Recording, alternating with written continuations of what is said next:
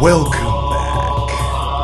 This is very honored Frater BT's Esoterierd Podcast. I'm out of practice. This used to be the one thing I did, and everything, it always started with, welcome to very honored Frater BT's Esoterierd Podcast. But now I'm doing chicken philosophy almost daily, and that always starts with, welcome back, this is chicken philosophy. So I'm a little fucked up.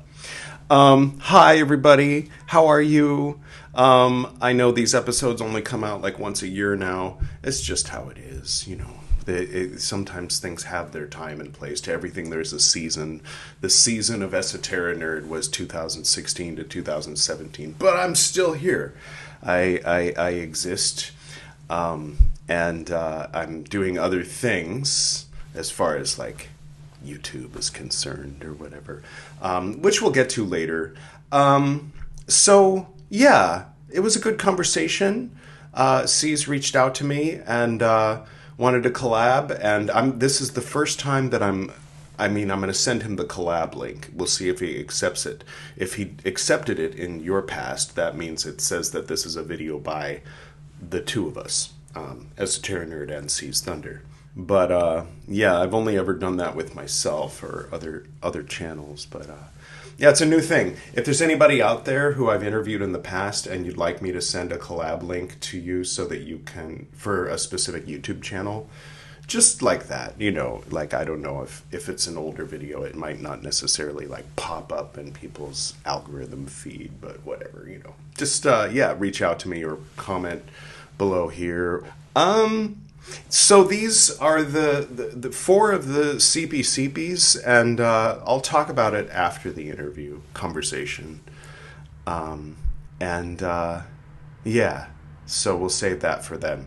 But yeah, without further ado, I think you'll enjoy this. It was fun. It was a laid back time. It was nice getting to know a cool guy out there. So without any further ado, let's get to that interview. Shall we? Can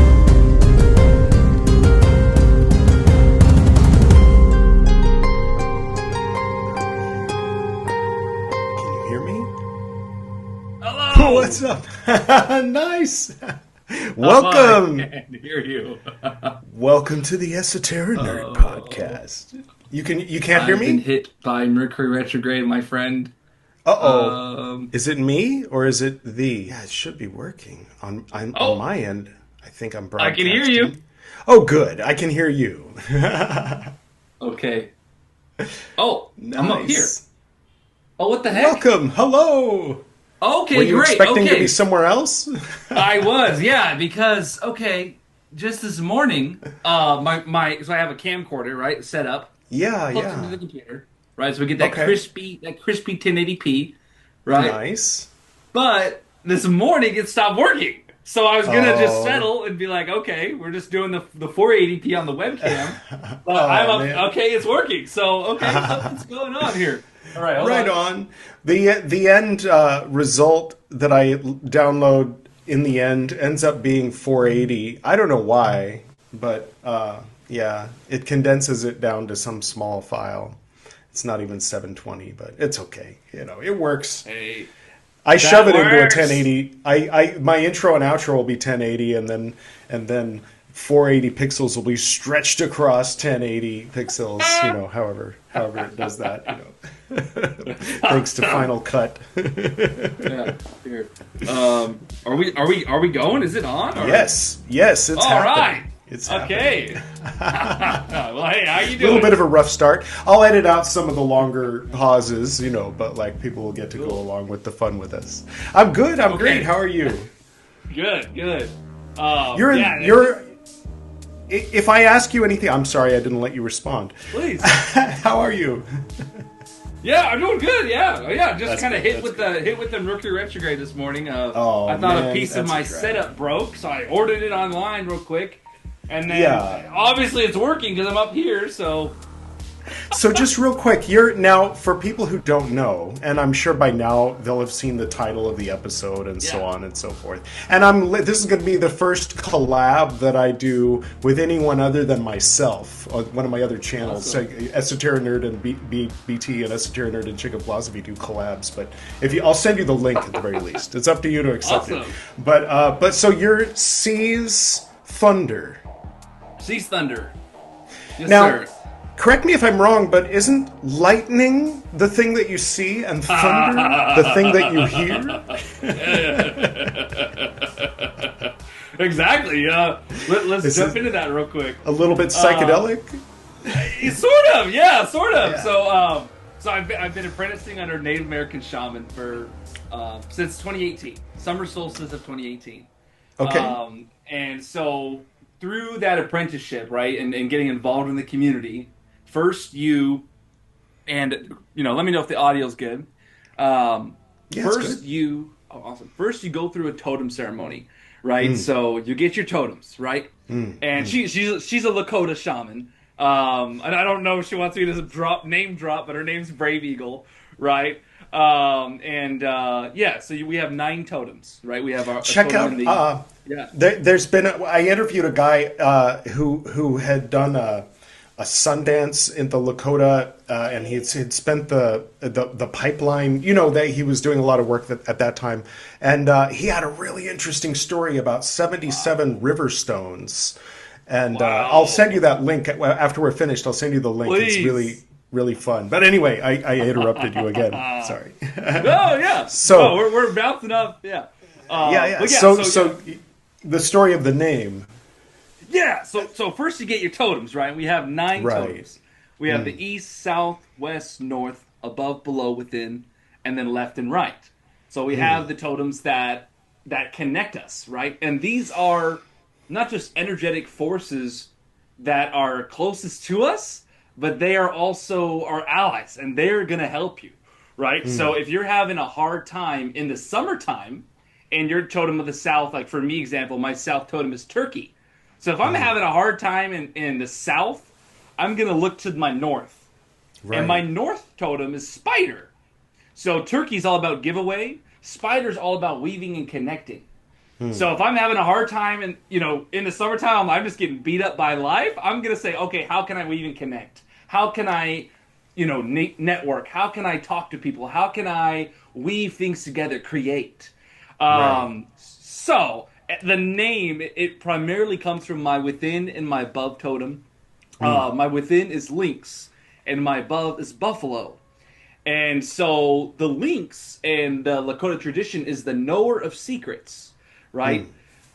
And it's fun because, they have the guardian of secrets, but the guardian of secrets, he's just standing outside the temple. He doesn't get the juicy secrets. But if you're, the knower of secrets, you have a connection to the metaphysics, right? And then the buffalo is the thunder, right? Okay. So the sea's thunder. It's kind of a... It's kind of a contradiction. It's kind of a paradox, right? But there's something symbolic in it. To be able to see the sound, it's this higher level of sight. Yeah. Whoa! Nice. Well, hopefully the electricity will come back before my laptop battery runs out. My laptop battery is kind of crap, but it'll last for half an hour or so. So we'll see. Awesome. We'll see how it goes. Awesome. Wow, now I'm way too bright. Okay. Oh, well. Just temporarily. Hey, I have a nice mood thing going. Yeah. No, At first I thought it was mood. I thought you were like doing some mood lighting, for the story. I was like, whoa, okay. Have you ever read Zorro by Isabel Allende? No. What's it about? Well, Isabel Allende, her uncle was briefly president of Chile. He was the one that got assassinated by the U.S. I mean, he was the socialist president who, I think it was in the 60s, late 60s, and then the U.S. were like, nope, get out of there, and then they put in a puppet government. And so the niece of that president was a very prolific author. She wrote House of Spirits, which they made a movie with Winona Ryder and Meryl Streep. So that's like a good entry point for Isabel Allende. But she wrote a lot of lovely things. But she wrote a fictionalized. I mean, Zorro is fiction already. I mean, the story, it comes from Hollywood, you know. But she took it as a serious subject and wrote about the like, basically it was this young boy who's half. He had a Native American grandmother on one side, and but he's mostly Spanish or something. And then he goes on this spirit quest when he's a teenager, and he finds the fox, which in Spanish is Zorro. And so it's this like really moving. You know, I don't know what tribe. Obviously, it's not Lakota because that would have been closer to Los Angeles. But it was back when before California was Mexico. Back when it was still Spain. So back when it was before the Mexican Revolution. And I think it covers the Mexican Revolution. So that's the nice thing Isabel Allende does is she did this with her own family and her own like she's in the background of her own story, and then the foreground is fictional, and so she'll have history unfolding. You know, real history unfolding around these fantastical stories. So anyway, I just thought, wow, random free association. Yeah, absolutely, absolutely. So I wasn't sure if you wanted people like, do you separate out your normie life and name from your magical life and name? Like some people want to draw a clear distinction. Yeah. I obviously don't. I mean, you know, I kind of do for fun, but anybody who looks for more than a few seconds will see all the other ones behind it and realize I'm insane, you know, but... So I wasn't sure if I should ask you. I wanted to ask you, and I can edit it out if it's not. But you mentioned Sacramento, and I grew up, born and raised in Los Angeles, and Sacramento for me is when I'm on my way somewhere. I went there the first time. It was, well, maybe not the first time, but it was the Greyhound station on the way to Vancouver. So I spent 10 hours in Sacramento at that Greyhound station. And I got to know the local homeless, but that was in 1999, probably, you know. I mean, was there like actual conversation, or was it just kind of like... Yeah. Well, it was a long time ago, though, so I don't know. I don't remember too many specifics, but, you know. In 99, and then on the way to Vancouver, on the way to Seattle, sometimes going through the San Francisco route, you know. But if I'm in a rush, I'd go through Sacramento, you know. So can you tell me something about Sacramento? I mean, okay, so it's the capital of California, right? Right. There must be some old Spanish mission there, right? It all started with a Spanish mission. I don't know. Yeah, maybe I don't know the history of it. Right, I'm new there? I'm sort of right. So I was kind of mainly from like Santa Clara, San Jose. Oh, right? Interesting. And, okay. And other missions. Yeah, and I went through this big right in my life, and I just needed upheaval, right? And so I got upheaval. And I ended up moving out to Sacramento, and then I found Blossoming Path. I found Brave Eagle. Started apprenticing there.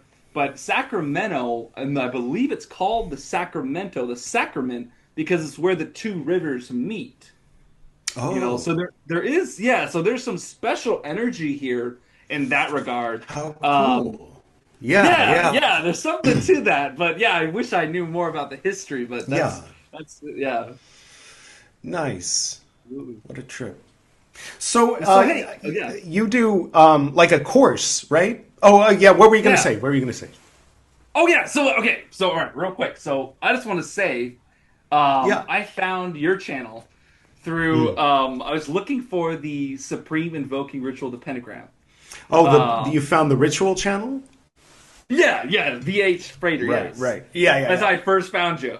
And you're the only one on there, right? Who's doing it like that? You know what I mean? So I was like, that's freaking awesome. And then what kind of led me to like wanting to reach out and maybe like, you know, talk with you more is because a lot of the times, fortunately, you know, maybe I'll get some haters for this, but a lot of the times in the Golden Dawn community, right, people who have done it for a while, 20, 30, 40 years, they kind of become like Golden Dawn edgelords, okay? They kind of get into this headspace that I find very very egoic. I find very harmful to the actual practices.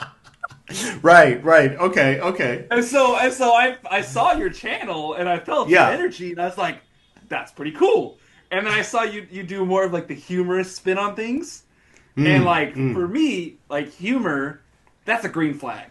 If you ever meet a practitioner and there's not a lot of humor, red flag, right? Red flag, right? So I saw the humor, I saw that authenticity, and I was like, okay, this guy's cool. That's nice. Awesome. Yeah. It helps that I'm kind of, I don't know if it came across at any point, because it's all it's mostly aesthetic. It's mostly like a peacock spreading its feathers, but in my case, they're my feathers of my past. So I'm sort of retired at this point, which is kind of part of where the ease comes from. Like I even 10 years ago, I probably would have had a few ticks and buttons and strong opinions about anything related to Golden Dawn and I know I did. I there was a guy he was saying, we're going to do the rites of Eleusis, but not like ancient Greece, like new style. And I'm like, oh, that's awesome. I've done that before multiple times. Crowley did that, But then so I went and he was full on like OTO guy, and he was like, here's the script written by Crowley. I'm like, okay, nah, like you said, we were going to do something new. This is the opposite of new. This is 112 years old or whatever. And so, or at that time, it was only I think it was less than 100, because I think it was 2011. But anyway, and so what am I talking about? Yeah, so I got I just couldn't do it. I was like, no, and he was like, what, are you going to write the script? I'm like, sure, give me a night, and I wrote a satire of Crowley's Saturn Rite. And then I made I had professional actors come and act it out for this stupid guy, and so I had an attitude. What? This is elaborate. Wait, how did you play? No, I worked in Hollywood, and there was some overlap with the order that I was, in. There was a few members that were also, that I knew through, Hollywood and whatnot, so. Cool. Cool. What the heck? I didn't even know that. Yeah. Of course, I can't reveal. Now, I don't mind breaking, any aspect of, because what happened was when you get to a certain grade, they say, except by permission of the chiefs of the order, I will not reveal any of the secrets. And then at a certain point, someone bopped me on the head and said I was a chief of the order. And there were 4 other ones, and those 3 went off and started an order over there, and the other one turned into a fascist over there. I'm exaggerating a little bit. Sorry. And so I went my own way, and I said, tell you what, I'm not affiliated with any of y'all. I'm the Procrustean Order of the Limited Value International Trademark, and I'm the chief adept of my own order of one, and I give myself permission to reveal as much as I want to, but not people's names, not without their permission. That's good. So. Absolutely. Yeah. I think I'm sorry. I think I got hit with another Mercury retrograde spell here. Let me make sure my mic just popped up and said something. Okay. All right. We're good. I feel like I brought that up in order because I was leading to something, but then I forgot to get to what I was leading to. Like, that wasn't the actual point I wanted to get to, but I derailed myself. I was saying the humor. I hate it when that happens. Oh, right. Yeah, so so hence the distance. It's not tied up in my ego. Like right now I'm processing through various levels of Buddhism, and so you're more likely to push my buttons talking about Buddhism than about the Golden Dawn. But it's sort of like I'm sort of a guest. But then when I met my wife, and she's actually from her direct ancestors would have either been in Buddha's order or given food to the monks, as they were passing through the town every year for 80 years, she was from right there in Bihar, I got chills. Where Nalanda University, exactly. And so I got chills. I mean, I already had chills for other reasons when we met, but then, so I was like, damn. So I feel like it gives me a little bit more, confidence to claim Buddhism as my own. Not that it is mine, and if you want to talk about Buddhism, well, I'm the owner of it, like that guy in Braveheart. It's Ireland is mine. It's mine. But to at least be like, because my dad was Buddhist, and so when I was a little kid and I'd say I was Buddhist, then these ignorant kids would laugh and say, "You're not Chinese," or whatever. And oh my God. yeah. So it's like, well, neither was Buddha. So like, what are we talking about here? Yes.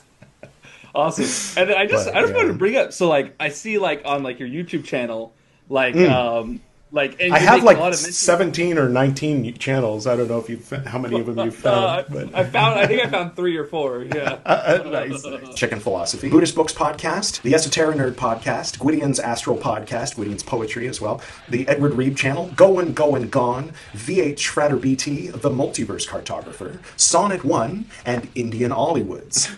Oh, but there's like a lot of mention of your dad. And right. So he was a spiritualist. He was a practitioner of some nature, or what was he? What was his? He did a little bit of spiritualism, a little bit of nature. His thing, well, yeah, that's a lovely question. How to put it in a nutshell in a way that doesn't just result in the next 3 hours of it being me talking about my dad and not saying too little. I don't think I could say too little, even if I tried. Gosh. He was born in Shanghai, China, and it kind of formed the core of his foundation of his identity is having been born in China, So he felt like China was his. And, even if somebody came along who was born and raised there, he'd be like, oh, yeah, well, yeah, but I was there before all that, yeah, but you left when you were 6 months old, that doesn't count, But so he got into being a druid. He called himself a neo-druid and wrote poetry, with that kind of flair in the late 50s. And then he got into Hermeticism. I think Builders of the Atom style. Like I don't know exactly, but he was into the Rider-Waite deck, and he was familiar with Builders of the Atom. We sort of lived in the area of its main HQ, or its original headquarters in the 90042 of Highland Park, I think, or maybe Eagle Rock, but anyway. So then he met Kes Fry, who's also a prominent presence on Esoterinerd. He has a playlist, Kes Fry. I've interviewed him a whole bunch of times because he interviewed my dad. Well, first he got my dad into Tibetan Buddhism in 1966. So by the time I got into being alive, my dad was into Tibetan Buddhism, but he also read tarot, but that was a thing from his past. So then he died when I was 15. So I basically had a map, and I was like, okay, I'm going to follow the map that he did, except a little more hardcore. Instead of just kind of going to Builders Addendum and stuff, I'm going to join the Golden Dawn. I didn't know how that was going to turn out. I didn't know it was going to be 18 and a half years and that, and all that. But then when that was over, when it was time for my exit, which was very graceful, after our order separated from the real creep at the top, the guy who was all right, all things considered, was the head of the temple, and he asked me if I wanted to leave. And I've never been asked that before. Like leaving meant you failed, leaving meant you were a fallen one, leaving meant you betrayed everything that you swore to uphold, and anybody who left we were never supposed to talk to. Eventually that kind of softened up, but.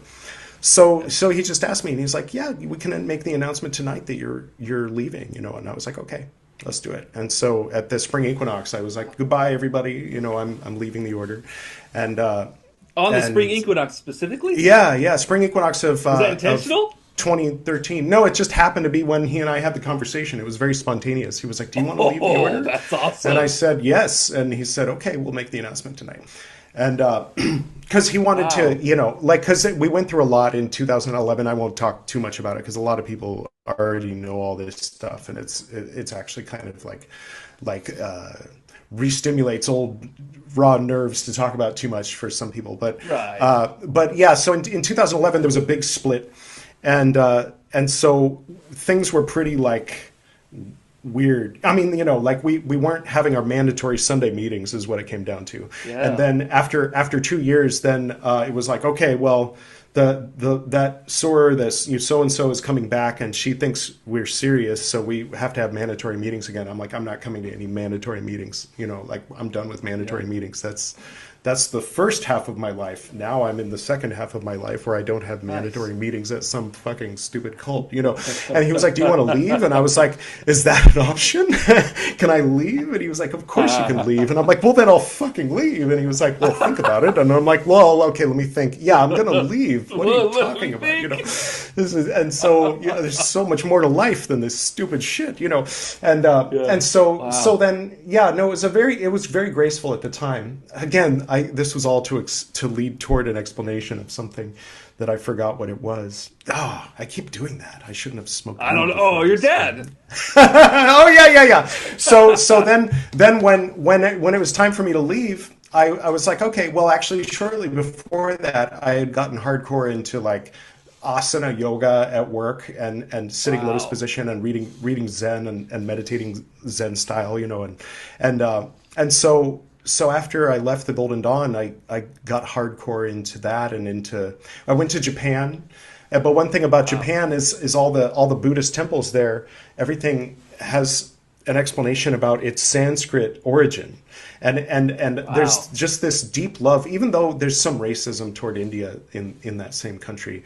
But at the same time, in the Buddhism itself, there's a deep love. And in the history, like reading Dogen, he calls it the Western Heavens, and he calls Japan the land of savages, and the civilization comes from China, and spiritual things and religion comes from the Western Heavens, which is India, And so I kind of got stuck on India, and I was an Uber driver because I was trying to make ends meet. I quit my desk job.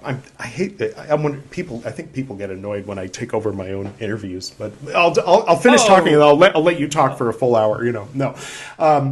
So I was an Uber driver to make ends meet, and there was this woman who was on her way to a Theravadan Buddhist cult somewhere in Southern California, and she was Indian, and I was like, yeah, I'm into Tibetan Buddhism and Japanese Buddhism, and she's like, Buddha was Indian, right? No, not again! They're back! They're back!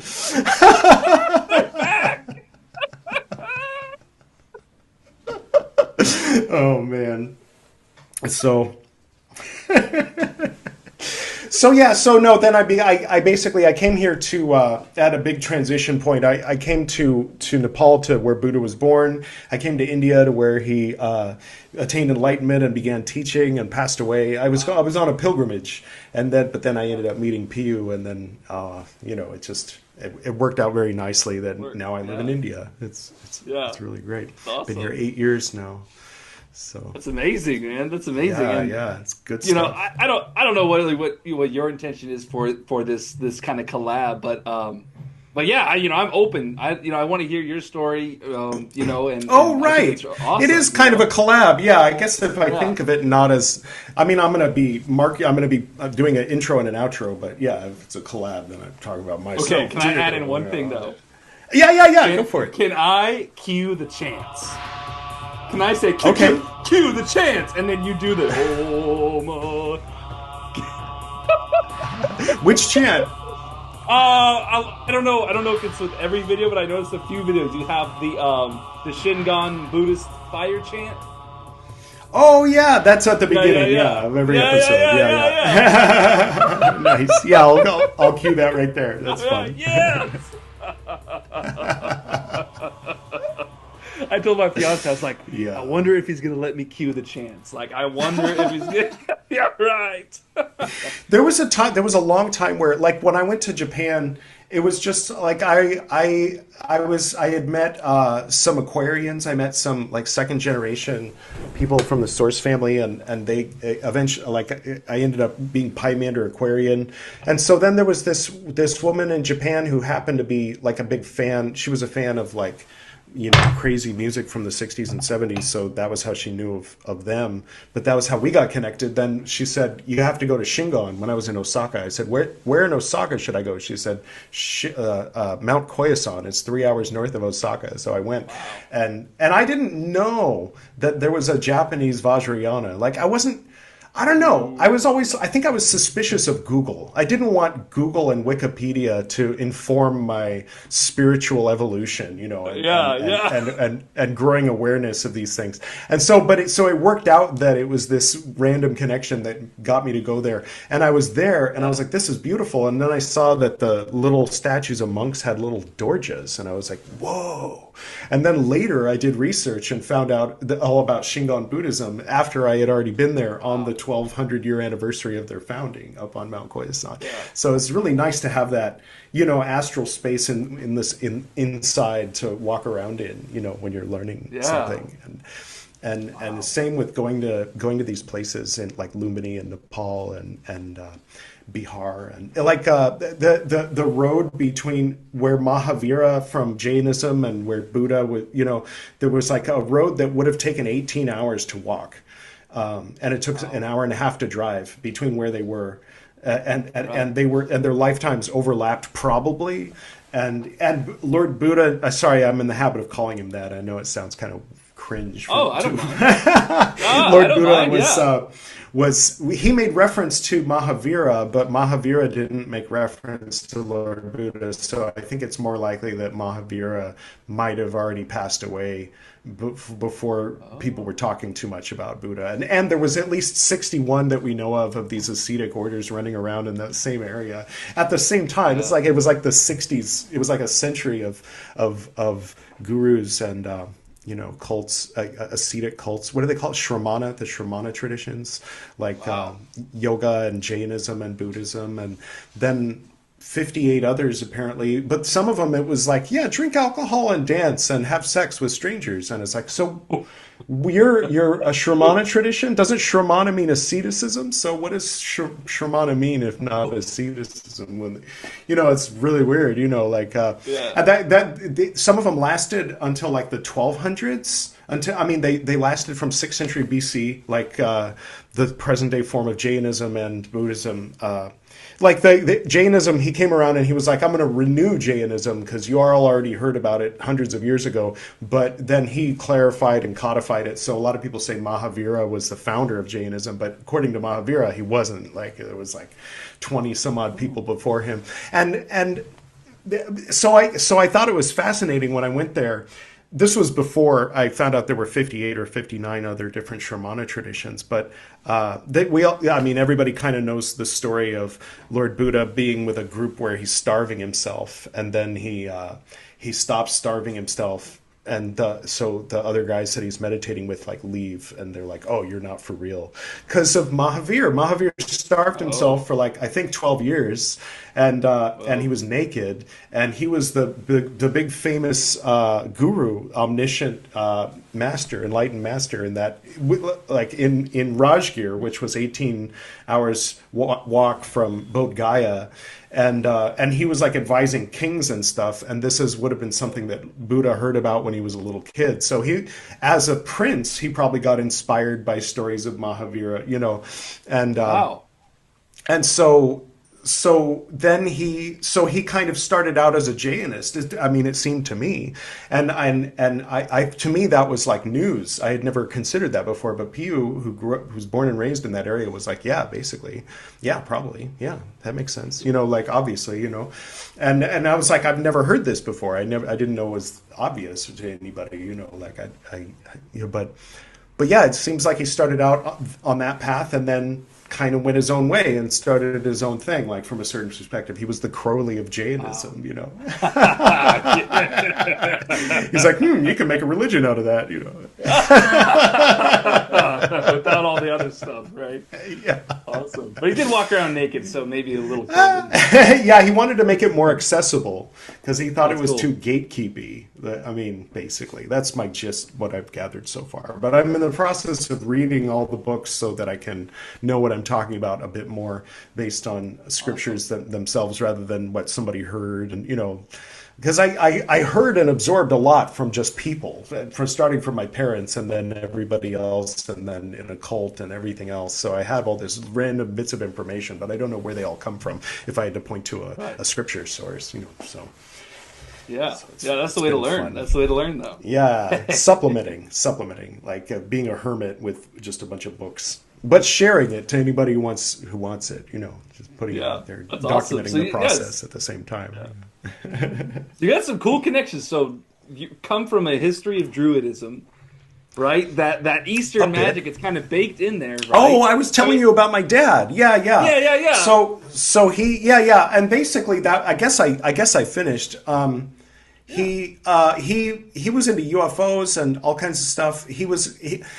I thought, these days conspiracy theories have a particular character and place on the planet that they didn't have back in the 90s. When my dad was telling me about the face on Mars, and that it's half lion, half hominid because of the multidimensional beings who bred us here, and and they were mining for gold and all this stuff. And so I heard about all this stuff, but I was the only person I knew on Earth who had heard any of this stuff, But now I just keep it to myself. I mean, I obviously don't think anything, but it's fun to know all that stuff. It's fun to absolutely. But I guess it all comes from a comic book series in the 40s or something that it's the same one Poke Runyon mythologizes in some of his movies and stuff. But Poke Runyon, I interviewed Poke Runyon on Esoterinerd 20 or something like that, 23, I don't know. But no, 23 was Brian Dahl. If you haven't checked out episode 23, it's an album of gothic Golden Dawn music, basically, from the 90s. Loretta's Doll, a band called Loretta's Doll, the same studio that they were using to record one of their albums. After Hours, they recorded Golden Dawn LVX, where they sing all the rituals, all the main rituals. Oh yeah, I think my buddy told I have a buddy in Canada. It's pretty great. He's really into super niche Golden Dawn stuff, and he knows things I haven't even heard about. I think he mentioned some bands that were doing music that was specifically GD ritual. Yeah. But in the 20s episode, I interviewed Poke Runyon, and he said that he was into all that stuff as a joke, but my dad was into it for real, that my dad actually believed all that stuff. So, I don't know. Interesting. Yeah. That's really cool, man. That's really awesome. It's fun. Fun stuff. But he was a college teacher. Oh, sorry. So, yeah. No. Oh, sorry. Oh, yeah, sorry. Have you tried out, have you heard of Kuji-in? Kujikiri.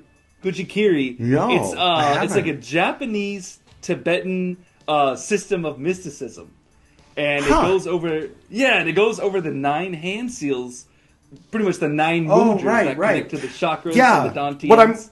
What I'm opting for is I'm slowly going through Tibetan source texts and Japanese source texts and discovering those connections on my own, rather than reading books written by people who did that research, because I don't want to miss out on the joy of discovering the connections, the differences, the similarities, and all of that stuff. So that's why I'm sticking to the source text for the most part. Cool. I try to avoid reading anything by anyone who was alive in the past 100 years or so, with some exceptions, but unless it's sci-fi or something. But yeah, it's just personal preference. Like I said, it's to me that's very little difference between talking to someone at a party, in some of the esoteric circles that I've been privy to, versus reading a book by somebody that was written 50 years ago. I've got enough of that. I want to get the source stuff and sort through it on my own and develop my own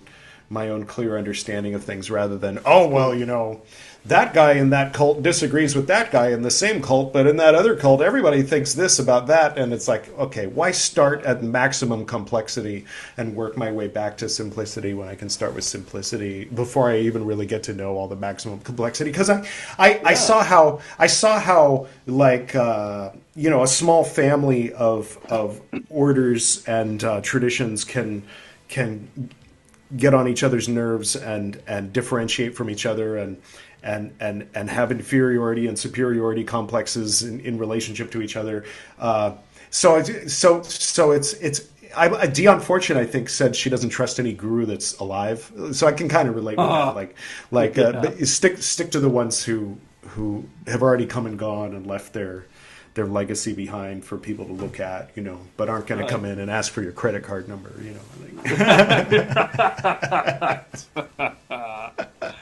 Yeah.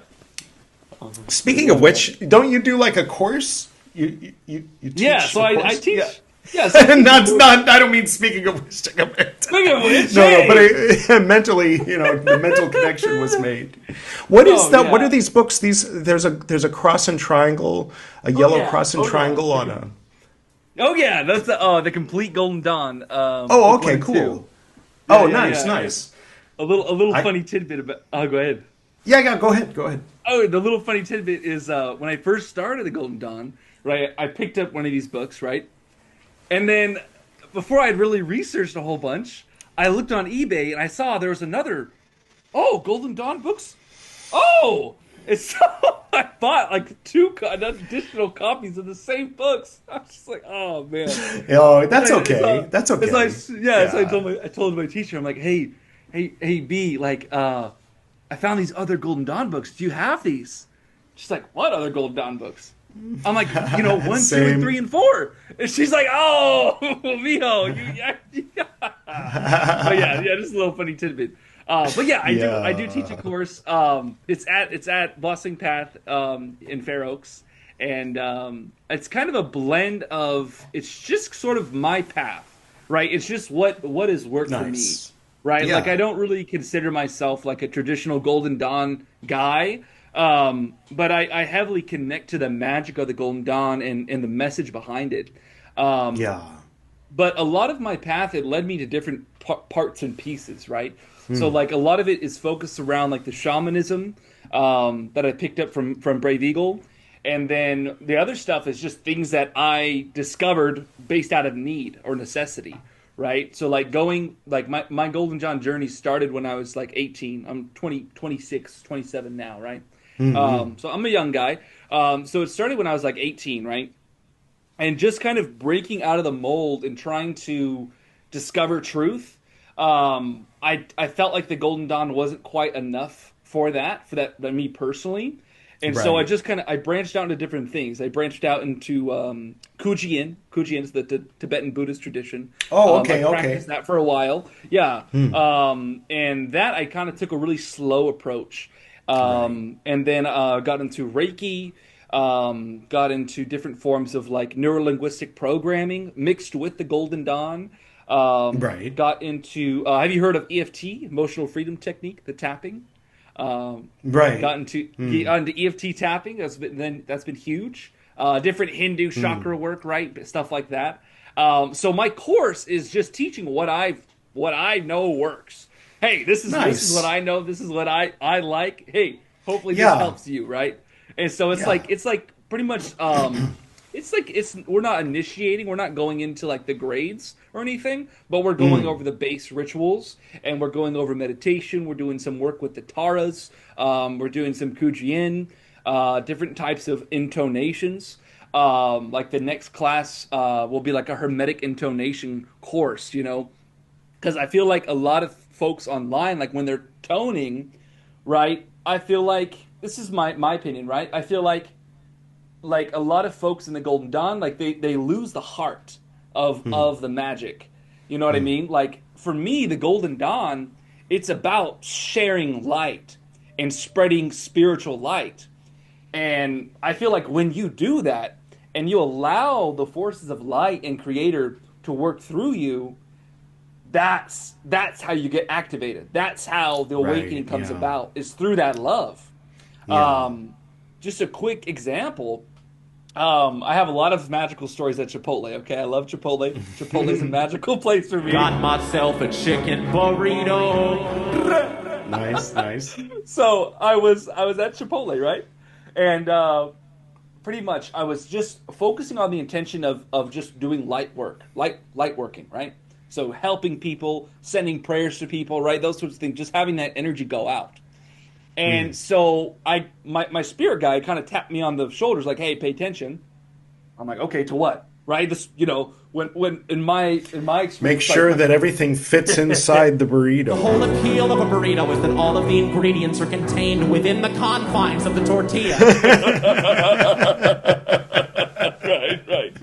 But yeah, so pretty much he's like, "Hey, pay attention." I'm like, "Okay, to what?" I didn't know, and so I'm just on hyper alert. And I see this guy coming to the door. and I feel like hold the door for him. Oh, okay. I'm like, okay. So I hold the door for him, and when I do that, I feel this energy coming from my crown. And so I say to him in my mind and in my heart, when I hold the door open for him, I'm like, may you be blessed, my brother, upon your pathways. May the doors be open for you. Right? Just said that prayer in my mind to him.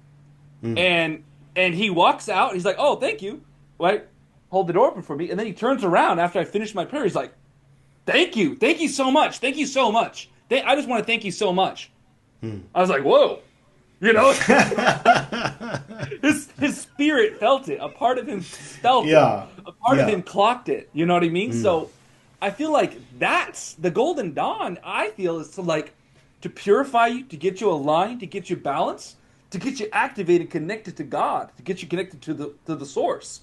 And then once you have the source, right, it's not just for you, right? It's not just for us, right? Once you have the power, the activation, the holy guardian angel, whatever that force is, it's to share it. It's to send it out. I would say yes, but... Tell me, please. Yes, but... They like that can be, it can be, that sentiment can be misused, misinterpreted, and abused by others, and even by yourself, though usually it doesn't happen by yourself unless you're imitating how someone else would do it. Like, in other words, you have received this gift, therefore you must share it. Yes, so you feel obligated to be a teacher, obligated to train people, obligated to do your healing work, obligated to show up every week, for the rest of your life. So I'm speaking from experience.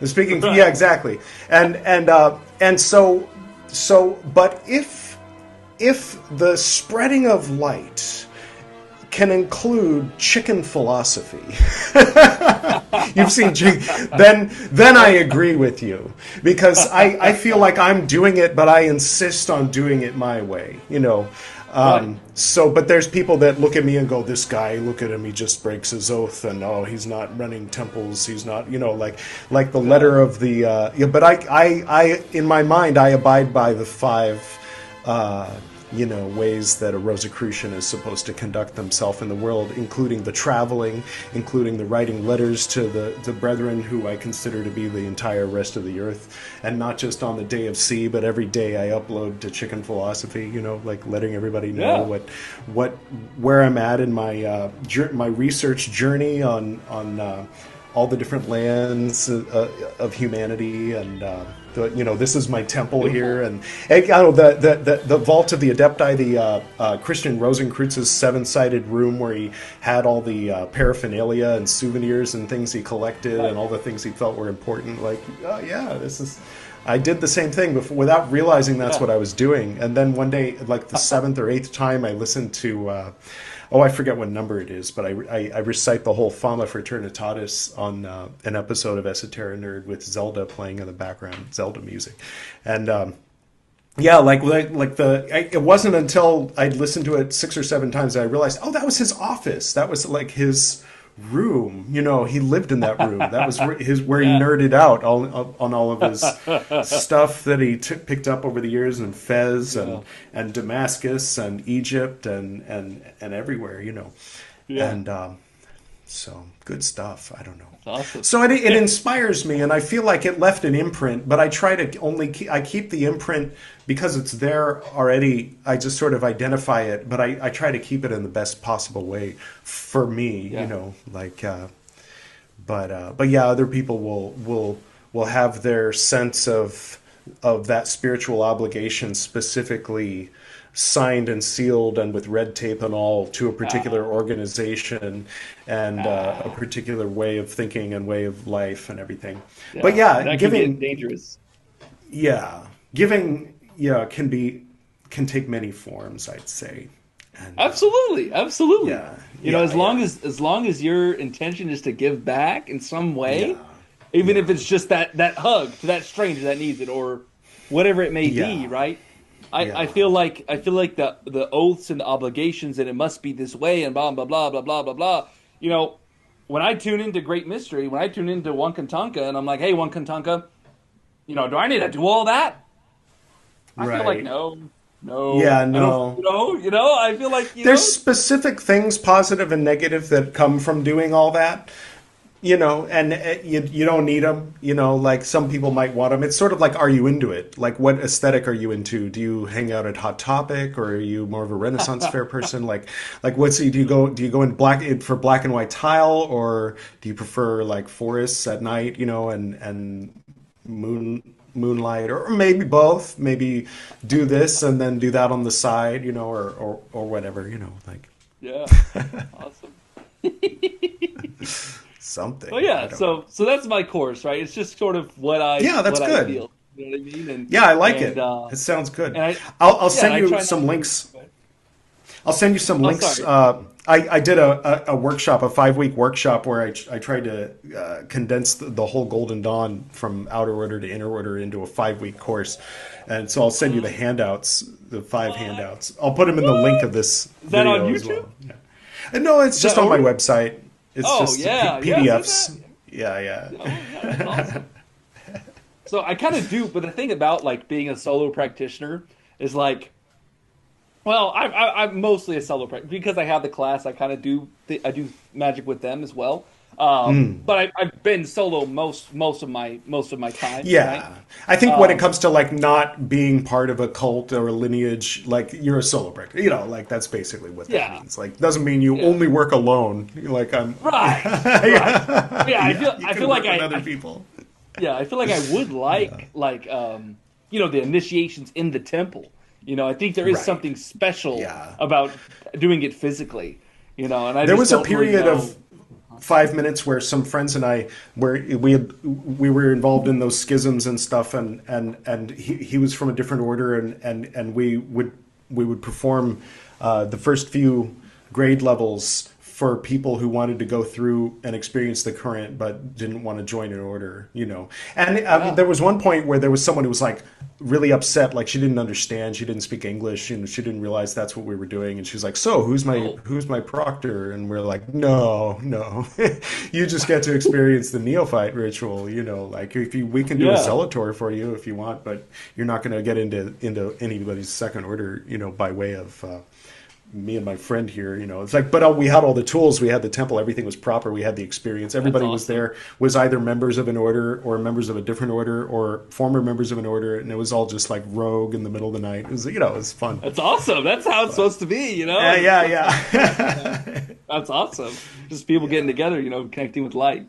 So I want to ask. So you've been doing it for 20, 30 years, or Well, I joined initially in November of '94, so however many years that is, okay, 6 plus 26, minus a few months, so 31 right? and some change. Yeah. Heck yeah. So how does that feel like in the auric field? Like what do you experience in your day to day? Do you feel like a solidity? Do you feel like a connection? Like how does that express itself in your day to day? I don't know the difference. I mean, I was 16. My dad died, and then I joined the Golden Dawn a year later, and I vaguely remember who I was when I joined. So I certainly don't know who an alternate me would be like, or think like, or feel like, who didn't Yeah. join. But not everything. I mean, a lot of what I think and feel and observe, what it is. It's like a language, is what it is. And I wanted to say this Yeah. earlier, so I'm glad it's coming up. It's Cool. like knowing English. Knowing English is Right. good because you can speak English over there. You can speak English over there because of British colonialism, right? And similarly, the Golden Dawn, appropriated everything into one big mess, and then fit it together as nicely as possible with Queen Victoria's crown on top, and symbolism and the Right. tarot and everything, and so it's a universal language in the same way that English or Latin is a universal language. Like, yeah, a lot of people speak it, Right. and it's the origin of a lot of things. So you can recognize its shadow in Thelema or Scientology or Wicca, but that doesn't necessarily mean that it's the greatest, most ultimate important thing. It just means it was influenced. Right. It's everybody's great grandfather because of all the raping, you know, like. Oh, God, yeah. No, I don't mean, I'm not saying Golden Dawn did. I'm saying British Empire. You know, I'm drawing a parallel. Like, yeah, I get you. like it's the spiritual, you know, maybe the highest spiritual expression maybe of Victorian England, you know, like, so that's a very specific thing, though. That's Victorian England, is it not? You know, like, she was the Right. Empress of India after all. So when they're talking about tatwas, you know, they're looking down their nose at all these other ignoramus British people who don't take seriously the stuff that our queen is the empress of. You know, like, so for them, they had access to it. Their sense of entitlement to and ownership, you know, may have come from a weird, funky place, but anybody can learn that language and learn to think in that language and process through those feelings awkwardly, you know, over the course of decades, maybe, you know, like, and then, but the downside is if you only speak that language for too long, then that's the only language you know. And then it's really easy to make a mistake of thinking it is a capital U universal language, as in like God speaks it or something, you know, like more so than Lakota or anything else, you know. Right. And so it's good to have one foot in something else, I think. And some people have one foot in like exoteric Christianity and one foot in Golden Dawn, and I think that's not enough, because you can still be fascist, you know, like there's plenty of fascists who go to church and know Golden Dawn magic, which is really sad, you know.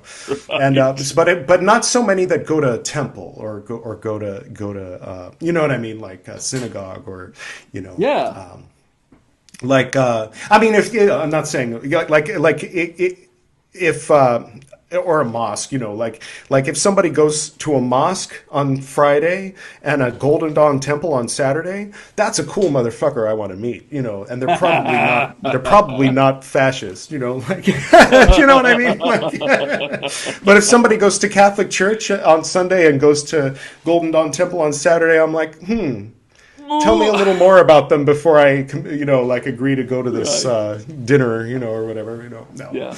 No, I think like, but there's something really important. But but there's a lot of good ones, and I walked that path for years. I mean, because we had sort of a peer pressure thing. Everybody had to join the Catholic Church, you know, and there was one guy that was rebellious and joined the Orthodox Church. So I joined the Orthodox Catholic Church to try to reconcile that rogue guy with the cult leader, you know, and so you know what I mean, like, but. Yeah, so that's is that where like a lot of Catholic chants come from in your videos? Yeah, the leader was Catholic. He was Italian. So Cicero, you know. So, you know, like, there's a little bit of that over there too, but not as much, I don't think. But yeah, Cicero, we had phases. Well, no, I'm not saying anything about Cicero other than that he's Italian and Catholic. Like, he doesn't put it too much. Like, sometimes he has, like, you know, I've always been inspired because when I go to church I hear this, and when I go into the temple I hear this. He has his personal things, but he doesn't, like, put it into, like, other people or try to make it. But the order that I was in, it was kind of like, especially as people got up into Philosophus and Portal, it was sort of like, okay, now let's bring them over into like a Roman Catholic, you know, sort of thing. But that was unique to our temple. The Portals, you know, started wearing rosaries, you know, and stuff like that. But nobody was so overtly Catholic. In fact, it was sort of, I mean, there were a lot of, like, sinister aspects to it. Like, when people were digging up the birth certificate of the leader's son, saying, see, he was 50, or his mother was 15 when he was conceived, and all this. So his solution was, let's go uber Catholic, publicly. And then we can say, well, what do you want your Golden Dawn with? Paganism, like those other orders, or Jesus, like us? And people want to he's like, let's reframe the argument. Let's reframe. He was doing these shitty Fox News tactics before I ever watched Outfoxed and realized anybody else was doing it. So but also it was a legitimate thing. Like there were other like born and raised Catholics that were, like when they got to the glass ceiling, we didn't have any Zalewski 6=5 stuff, I guess. So, so like they got up to a certain point where it's like, well, what else? And it was like, I don't know. Let's go to church and ask them, or whatever. Or they just started like getting into these this whole thing of like you have to have things baptized. You'd go to the temple and go to the church and say, could you sprinkle this parchment with holy water? And the priest would raise an eyebrow at you, like, what are you kids doing? Would he do it?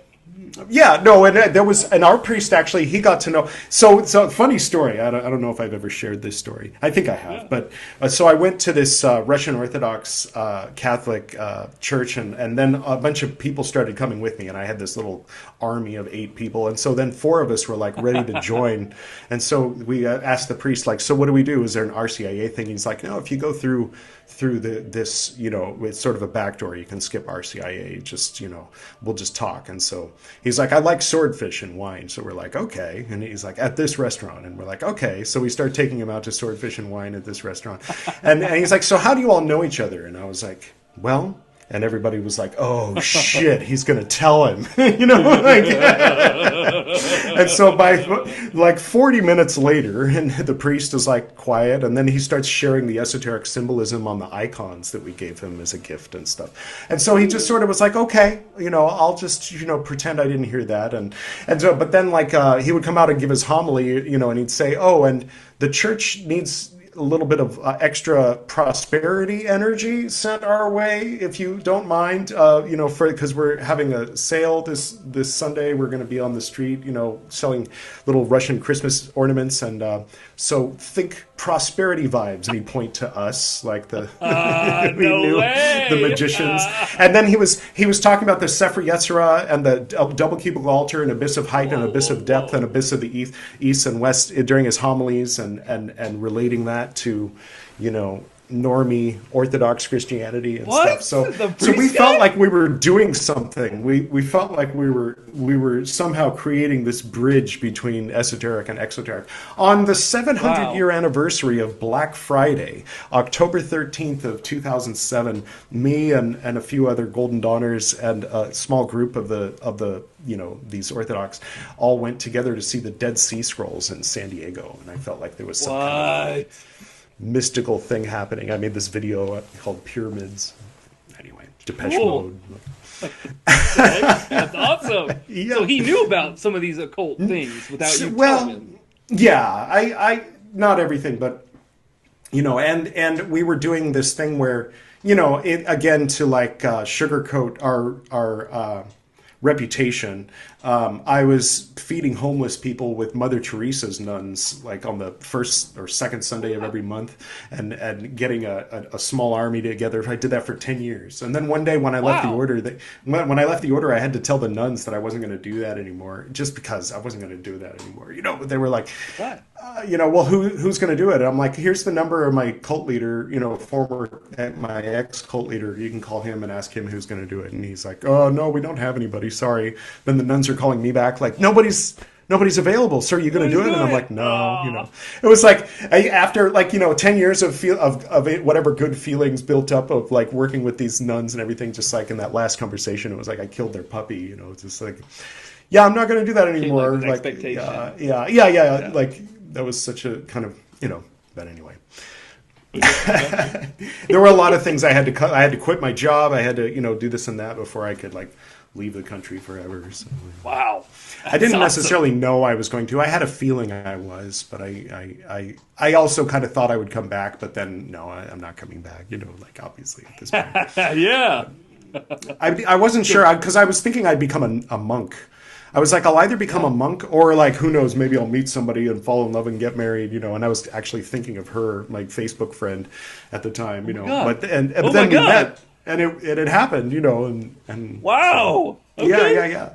That's awesome. Does she know that you kind of had a feeling before you went there? Yeah, cool. Yeah. That's awesome. So I think you touched on something really important. Like when it comes to the Golden Dawn, I do feel like you have to bridge it to another system. Like personally, is what I feel. You know, like if you're just Golden Dawn, I feel like it creates a lot of. I feel like it can create a lot of ego and a lot of just a lack of connection to the earth and to nature. You know, you start to think the letters are the words, you know, or you start to think that you mistake the symbol for the finger for the moon, basically. Like the Golden Dawn is one particular finger pointing at the universal moon, but it doesn't have the copyright on it. You know, it has a very clever, interesting British way of pointing at the moon, but which might resonate with somebody who speaks English as a first language, for instance, or anyone. You know, there's other people who don't that get into Golden Dawn also, you know. Right. I mean, it's compatible with those exoteric forms of Christianity. So you get a lot of like Catholics and ex-Catholics in like, you know, the Americas, for instance, who get interested in Golden Dawn and because it fits really well. You've got the archangels, you've got, you know, like it doesn't take much to Catholicize, paint it a little bit Catholic, you know. Right. But I think, the style, the way that in those ritual videos, I was imitating the guy that I mentioned who became Greek Orthodox, and he started he became a deacon, and then he started imitating the Greek Orthodox style of vibrating and chanting in his rituals, and I started imitating him. And so that's kind of where that comes from, that style. And then, of course, the Latin that was added to like kiss the ass of the Catholic cult leader back in 1995, when my mom became Stellistes, her team of officers. So she was the first person to do Aspergus me domine, his sopo et mundibor. I think it was 96, maybe it was 96. Wow. But that's awesome. So yeah, so it's sort of the most Catholic-y, but also like nobody's really performing it that way. I mean, you know, those rituals. But from my perspective, I'm one of probably 30 or 40 people who do my rituals that way. So from their perspective, I'm like, you know, like why did he, you know? But the ones I talk to they don't hate me for revealing it or doing it on a video. You know, like it's instructive if anything else. I mean, there's a lot of people, especially because I see people like, I know the LBRP, and I'm like, okay, well, show me, do the Kabbalistic cross, and they say, Ate Malkut. I'm like, yeah, but intone it. And they're like, what do you mean? I'm like, oh, Jesus Christ. You know? No! So by doing that, at least it gives people an idea, you know, even if they don't know necessarily everything that they're seeing, they get a sense of like that the pentagram should be this big, not this big. And, you know, that vibrating should, you know, fill the room if you can. I mean, some people have neighbors that would freak out and that kind of thing. So you got to deal with what you're given in life, you know. So. Absolutely. And something to add on to that is high magic, right? High magic and low magic, right? High magic, it can take you so high, right, that you're losing the connection to hear. You know what I mean? That's true. Yeah. And in native traditions, you know, we say, you know, we're at the bottom of the totem pole. Humans are, right? Yeah. The stones were here before us. The trees were here before us. The oceans were here before us.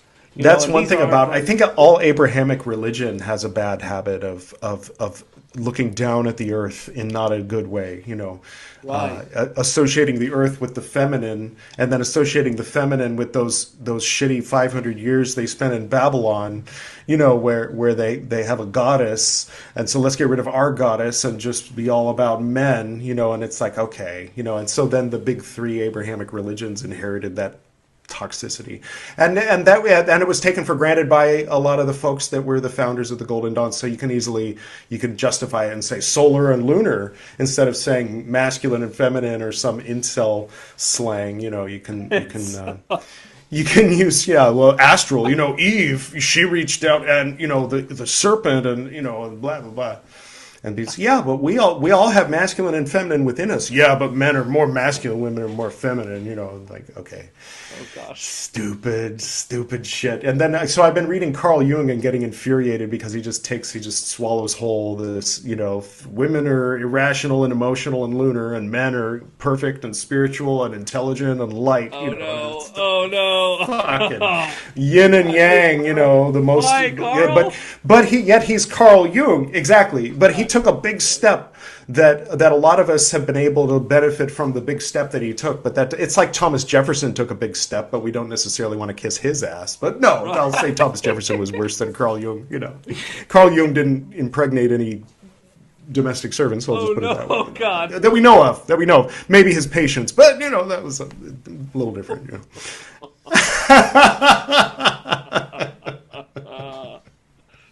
His clients. Okay. I got a question for you. Okay. Yeah. So like in I think it was Blavatsky. Okay.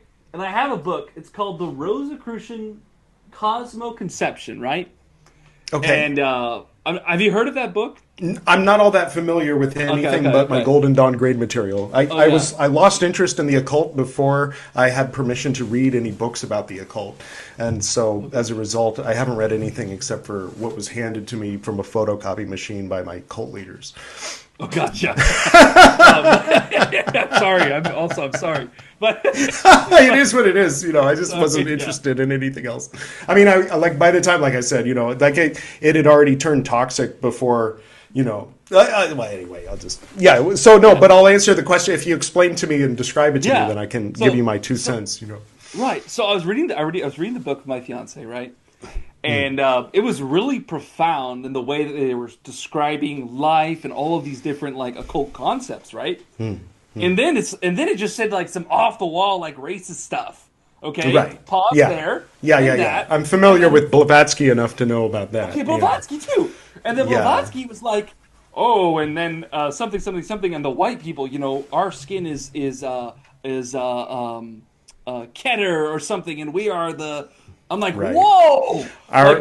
We're the symbols, like the yellow are the mind, the white are the symbols, the black is the body, the red is the heart or something, the emotions or the gut. I don't know. They have this really twisted, really old-fashioned way of, and like sometimes what happens is there's a glorification of like East Asia, so there's this sense, or maybe Tibet. So you run into theosophists or theosophy adjacent people who are like, if only I were born a Tibetan, like I may be superior to many races, but no, there's one that's superior to me. Then I'd be able to meditate on the mountaintop. And it's like, okay, you don't have to be racist. Like you can just accept the form of the humanity that you've been gifted and, right. Use it to attain enlightenment. In this second, instead of whining about.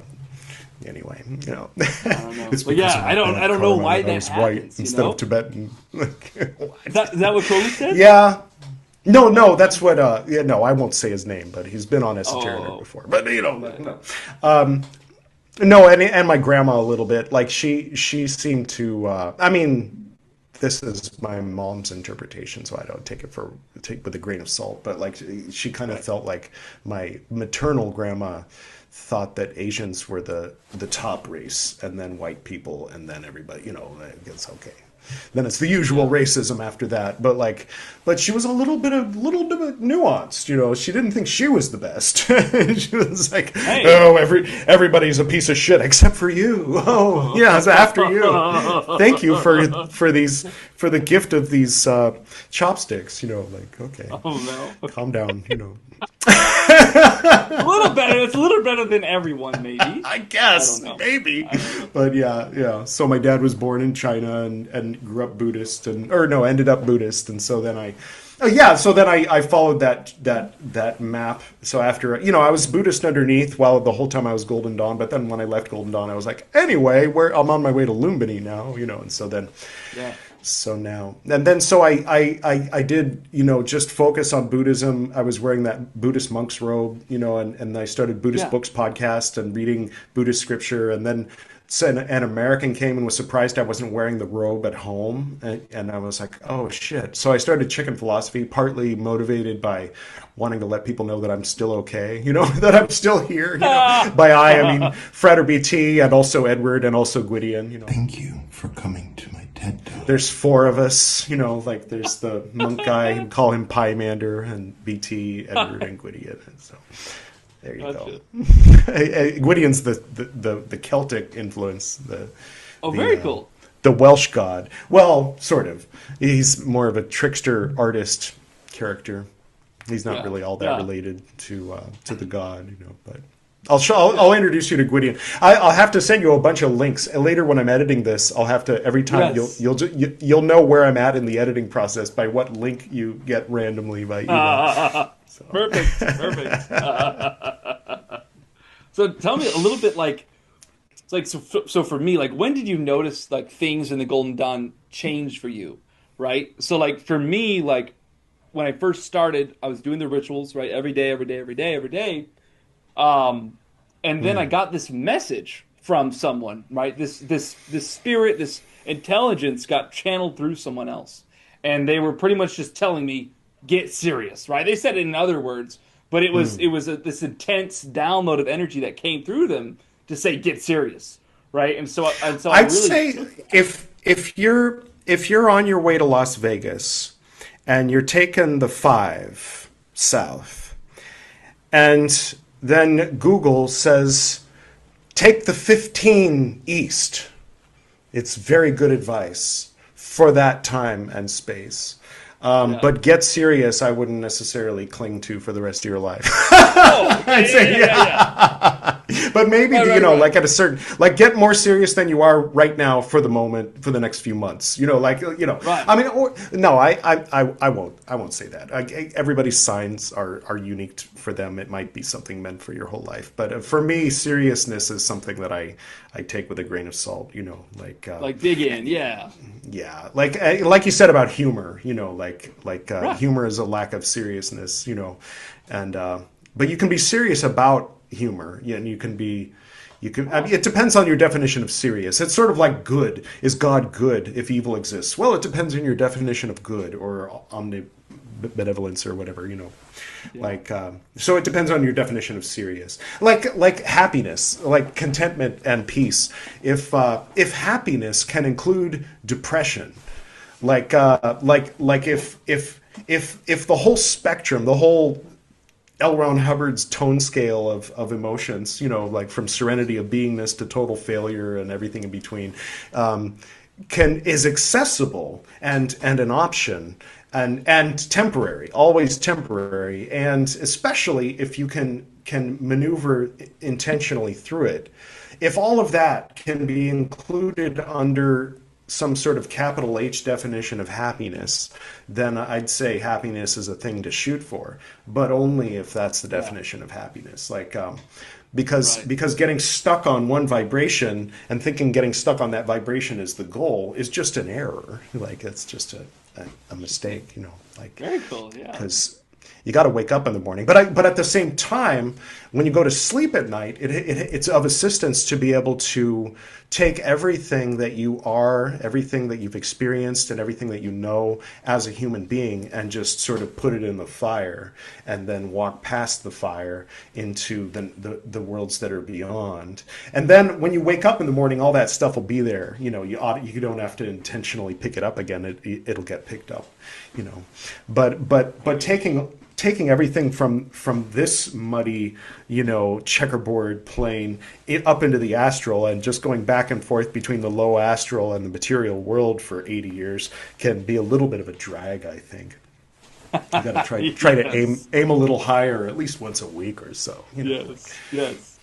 Well, yeah. So after I got that message from my friend, I started to really take the practices and the discipline. Oh, right. Seriously, Yeah. you know what I mean? Oh, yeah, as in do it. Yeah. I guess yeah. I'm speaking from the vantage point of someone who already took it seriously. So. Oh yeah, absolutely. Yeah. Get the training one way or the other. Yeah. Yeah. From yourself or from others. Yeah. So yeah, and then when I was like I was doing the 4 solar adorations, the pentagrams, the middle pillar, like all the stops, right? And then while I was in that flow of like keeping that momentum going, I kind of took it a little too far. Like I was doing like 3 hours, 4 hours every day of practicing of different things like EFT and gratitude, and then I was doing this and that, and I would be up until 12 a.m. Right? But while I was doing that, I was getting all these like signs and synchronicities. And one of them that came up that was very profound was I was doing the adoration at midnight to Kepri. And at the end, so like, like, I don't know if this is a universal thing, but like you can feel something's going to happen, like something's going to manifest.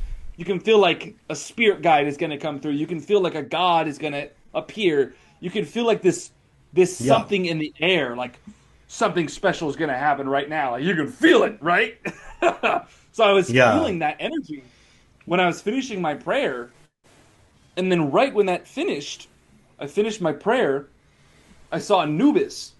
Like in my third eye, my vision, I saw him coming out of the shadow of the room and just standing there, just being this presence. And it was almost like this acknowledgement and this flow of energy. And it's because I took it seriously. And I haven't quite digested all of this.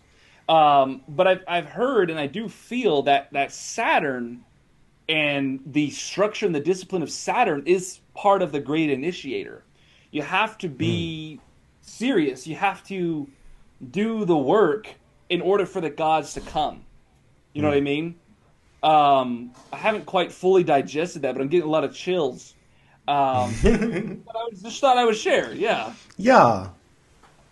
Have you had any experiences where like, I don't know who you connect to the most? Is it like your ancestors or your spirit guides, or when you're calling in the spiritual force? Like, who's your go-to? A cauldron of hot coals, returning everything to dust and light is the closest thing to any kind of idol that I have at this stage in life. Cool. But, you can interpret, all nature is rejuvenated by fire and make it a crucifix if you want to. But, why when it works just as well as a cauldron? No, but when I was younger, Hermes was a big one. Pan before that. And Paul Muad'Dib. Gosh, there were a number of things. Jesus for a while. And then Shiva and Buddha I'm speaking kind of abstractly, like over the course of my life, these were archetypes or beings or people that I connected to in that way. Anubis, there was a time. Yeah. There was a coyote that I followed down a hillside, and that was as the closest thing to a manifestation of Anubis. But I've been Carix and been Sentinel and all that, and so you wear Anubis for hours, so you get a connection with Anubis eventually, being in a Golden Dawn temple.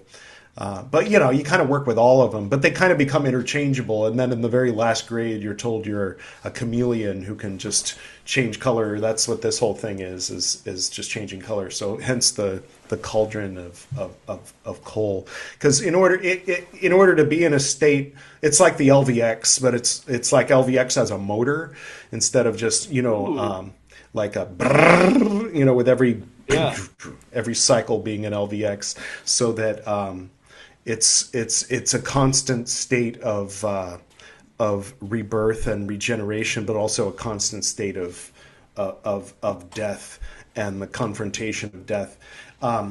the judgment card is another good one, because the four types of fire. Aral has the latent heat within him, and then he connects with the source of fire. Then he connects with the fire that destroys everything temporal, and then recognizes the fire that he is, which is his soul, which is immortal, which is sort of like, I mean, okay, it's comforting. It's like you can be a little more hardcore and leave off that last part, but in the Practicus grade, and, spoilers, I guess, but the that whole process, it's very Buddhism adjacent, I find. I mean, because like I said, I went through the Golden Dawn grades coming from a Buddhist standpoint philosophically, awesome. Not necessarily religiously, but I had more affinity for Buddhist religions than for other religions, generally speaking. Yeah. I mean, just sort of personally. But I eventually, like as a flow reversal experiment, joined the Catholic Church and all that, for the cult and the cause and everything, and for the idea of merging the inner and the outer, merging. It was like sort of an intentional, like, first we all hallucinated we were going to solve world peace by getting the Jews and the Arabs, or in our ignorance we called it that, the Israelis and the Palestinians to get along. So some of us went and buried some talismans in Jerusalem, and we were like, okay, that solves that, and then waited a few minutes and we're like, why isn't it solved? Because we need to go meet Mother Teresa, the successor, and go to India and bury talismans to end the economic disparity between the different classes and different people, because that's the real issue, not the war. So we did that. Now that's and that Edward's going to work with the nuns from now on until kingdom come. Okay, and then now what? Well, I guess we've got to merge the Roman Catholic Church with our order. So we all need to join the Catholic Church. So it was all part of like a bigger hallucination, like a bigger, like, not mass quite. It was just 20 people. Like the inner cult. The secret agenda of at that time, Yeah, there's something special about that, though. Putting those it resulted in Jerusalem. That's awesome. Yeah. It resulted in the VH Frater BT channel, if nothing else. Like that. But that awesome. Style and holding a rosary while doing some Golden Dawn stuff in a white actual Catholic robe from the Catholic supply store and stuff like that that was that particular current, which I think it's beautiful that that's an option, or it's beautiful. I mean, like I said, most people who would be drawn to that are fascists. So it's kind of like. I have mixed feelings on the subject, but I'm glad that to have helped open the doorway for some of these normies to get weird, Some of the normies, but like Protestant or Orthodox or Roman Catholics who are a little curious, like not quite ready for an OTO Gnostic Mass or something, but like maybe some Golden Dawn, like maybe a couple nice cross. Yeah, like it's good stuff for them, or even it's Lord's Prayer. If someone who runs Screaming from mainstream Christianity can find their way back to Jesus by way of the Golden Dawn, and in a way that's cute and personal for them, but then might just make them a Republican. I don't know. It's just amazing, like looking back at like how many of my students. One of my students became a Republican congresswoman, and I'm like, Jesus Christ. Whoa, what? I mean, like they just all kind of had that affinity, and it's just like, I don't know how. I just always assumed that my political assumptions were part of the alchemy of good and evil and knowing the difference between them, but I guess not. I guess you can. Yeah.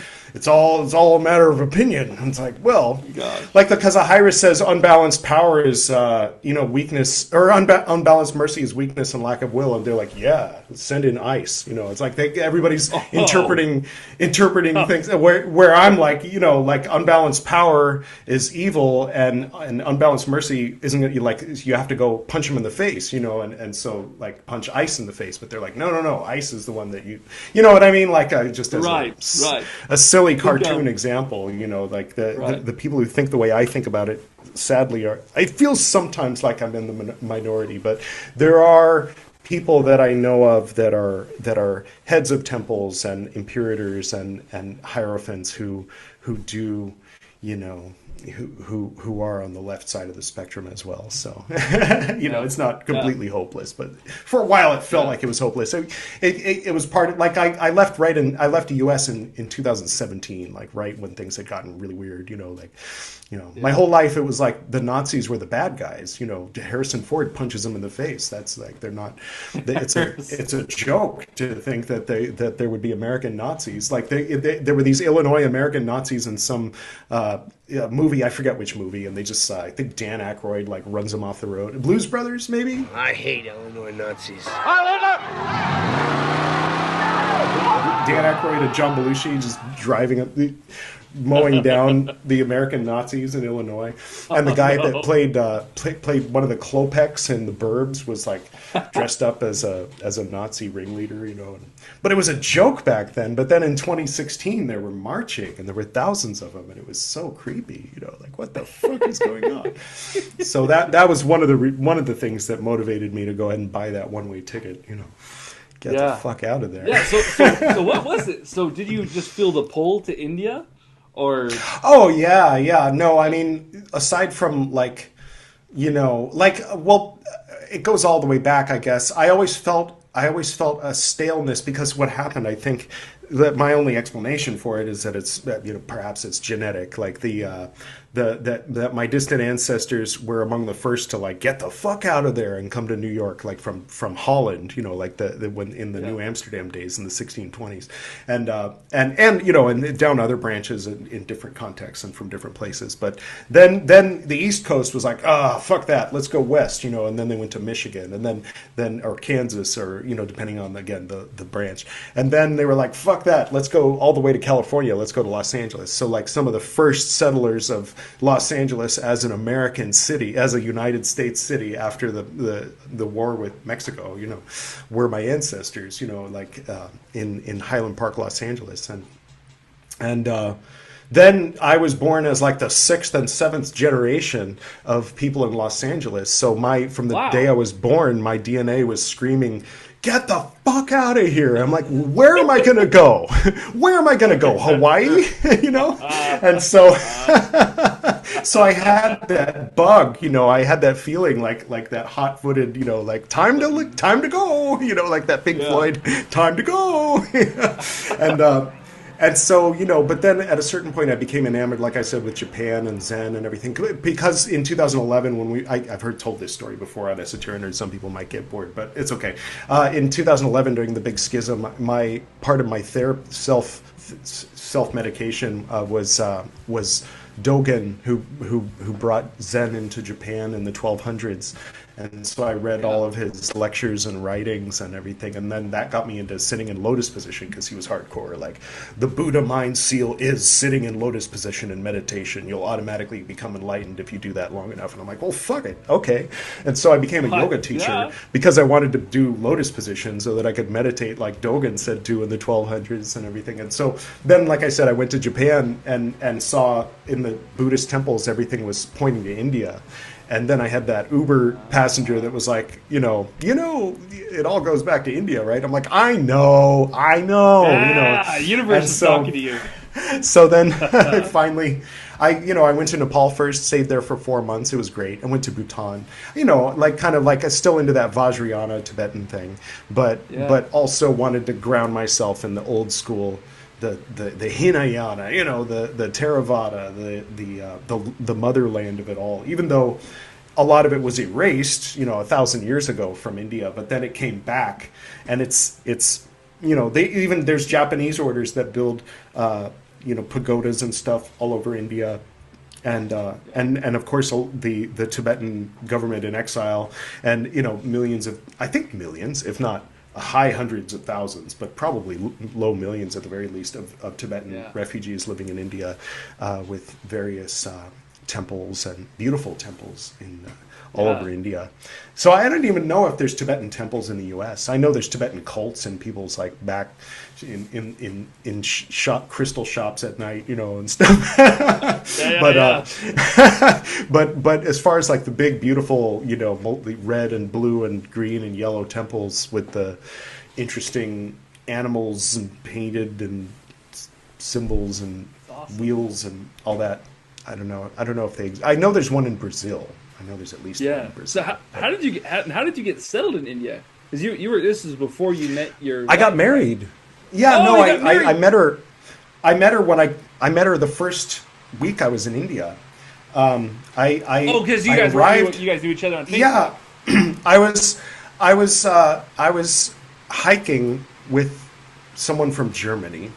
And, we had sort of a disagreement. And so there was this other person from Germany.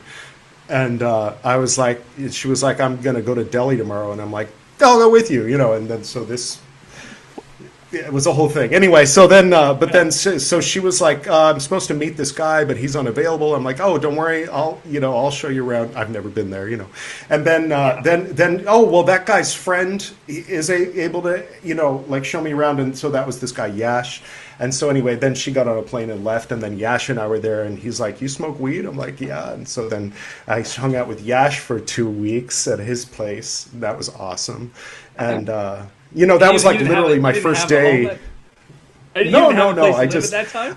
I knew more people in Nepal. When I was in Nepal for 4 months, I was like, when I was thinking of going to India, I'm like, I know people in Nepal. I don't know anyone in India. But then I knew some people through. I had a podcast at the time called To Be a Yogi, so I knew a few people through that.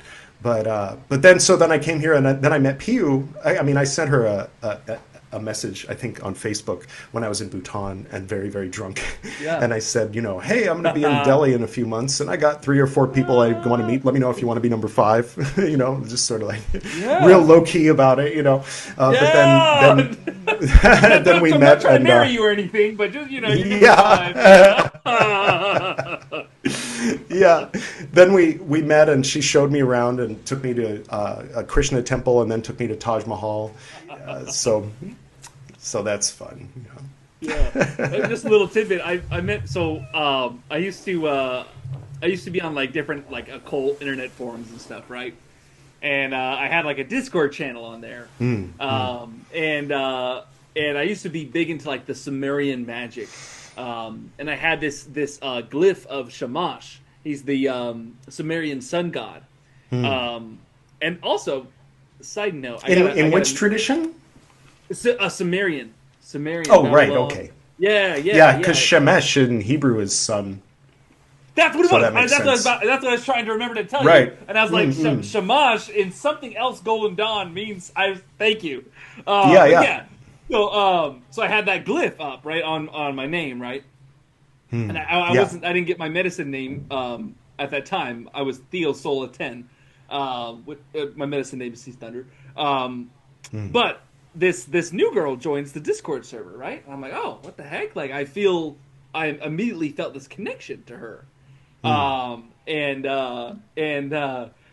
so I message her, we start talking, and then it's nothing serious at first, but then we start to develop this connection, and she's like, hey, when I saw your symbol and your name, I felt like you were really important. I felt like I knew you. I felt a strong connection.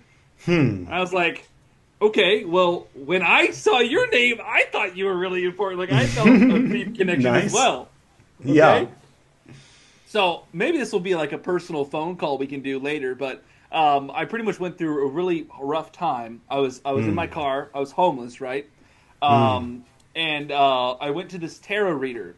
It was Planet Earth Rising. I don't know if I can give out her name, so I'll just skip that part. But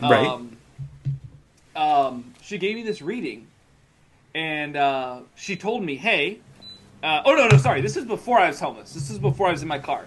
She gave me this reading. She said, hey, all these things are going to happen to you. You're going to meet this person. You're going to go here. You're going to be in your car. You're going to meet this girl online. And you're going to fall in love with her. You're going to drive across the United States. And you're going to get her. And you're going to, live together in California. Yeah. Is that... Sorry. Nice. And it all came true? So at the time, when I got the reading, I was like, oh, whatever. This is like this is some typical malarkey. Yeah. They're telling me I'm gonna fly across the United States and we're gonna drive back together and I'm gonna live with this girl I just met. There's no way, right? Yeah. And so I was just like, humor me. What's her name? What's her first name? And she said Madison, right? Oh, and wow. I was like, okay. So I just absorbed it. I just soaked it in. I just like, okay. At the time I an unusual name.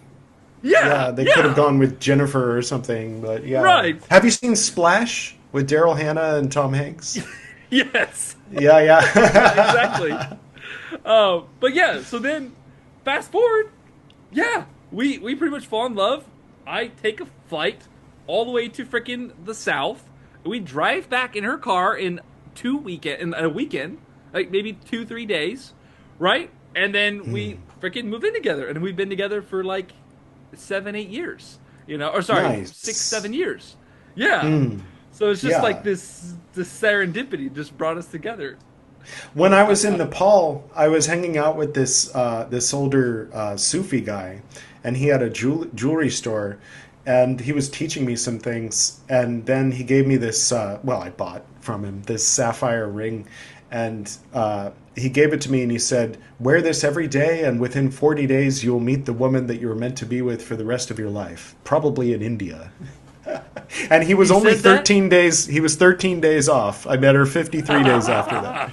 Yeah, it's the time zones, little leg there. That's amazing. Was he like a spiritual guy or?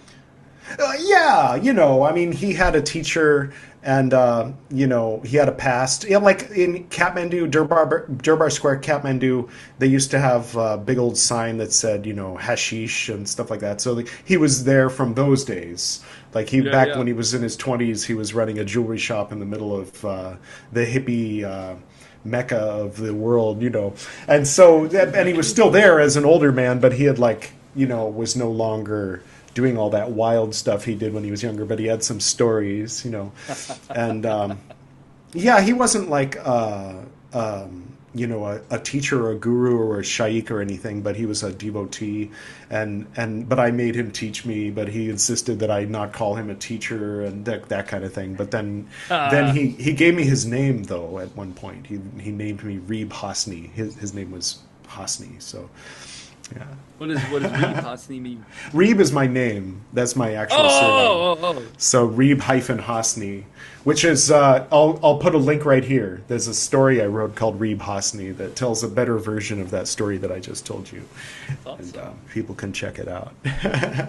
Yeah. It's just it's really cool. Like, just creator just works through people sometimes. You get those messages you're supposed to receive.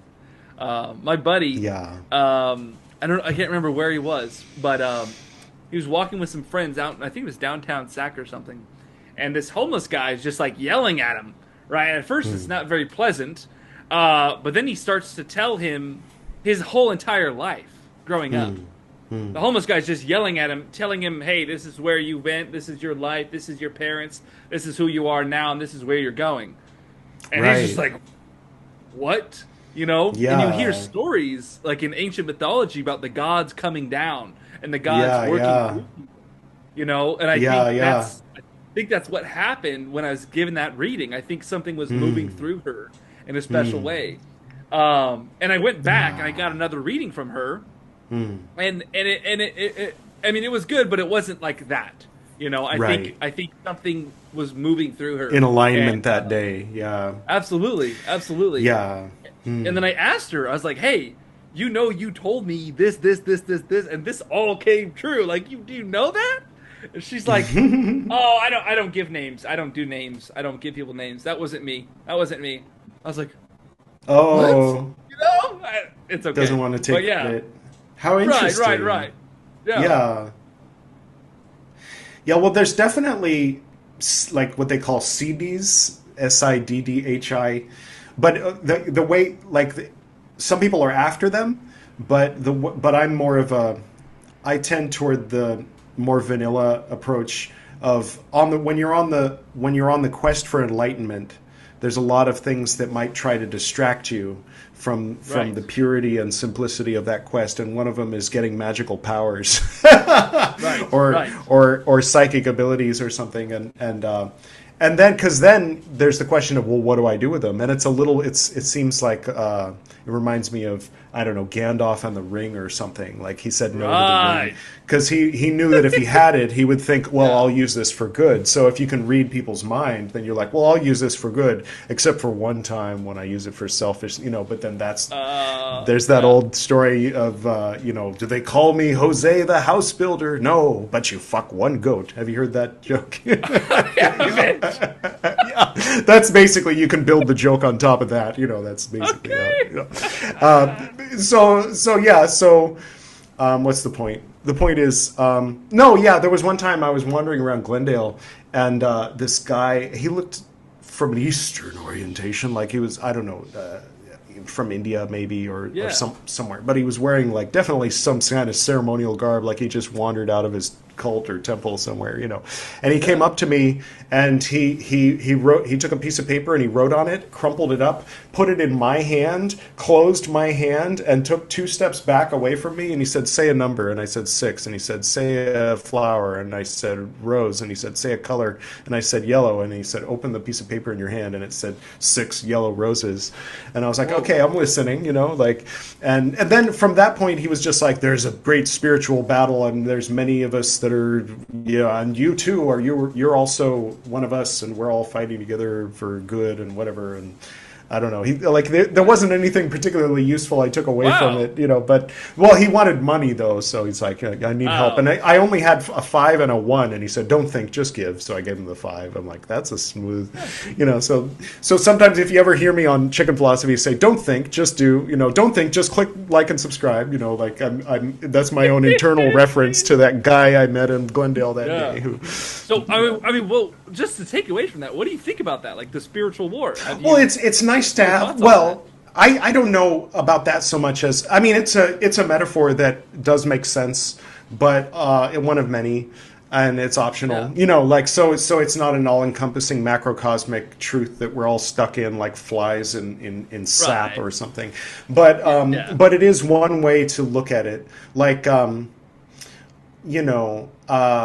If you look at everything and see a great oneness moving and undulating within itself, that's also true. But then if the white blood cells, I mean, they're called white blood cells. I'm not drawing an allegory with the white race or anything. No, you're not no, but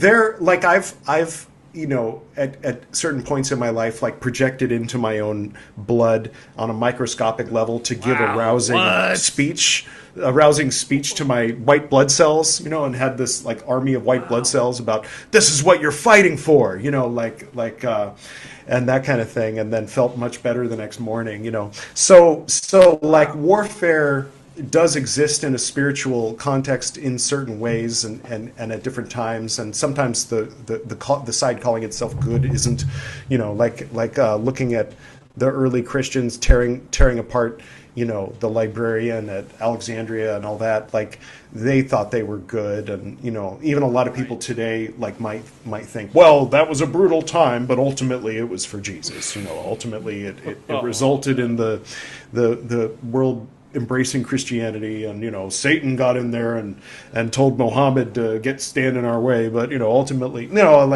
people have their stupid shit, but they're free to have their stupid shit. This is a world where anybody can look at the world in all kinds of different ways, and And What was the are you question? familiar with hey, we're just vibing. The spiritual war, yeah. No, like that there's forces, like, I mean, like maybe I'm simplifying by calling it a spiritual war. Maybe I don't think he did.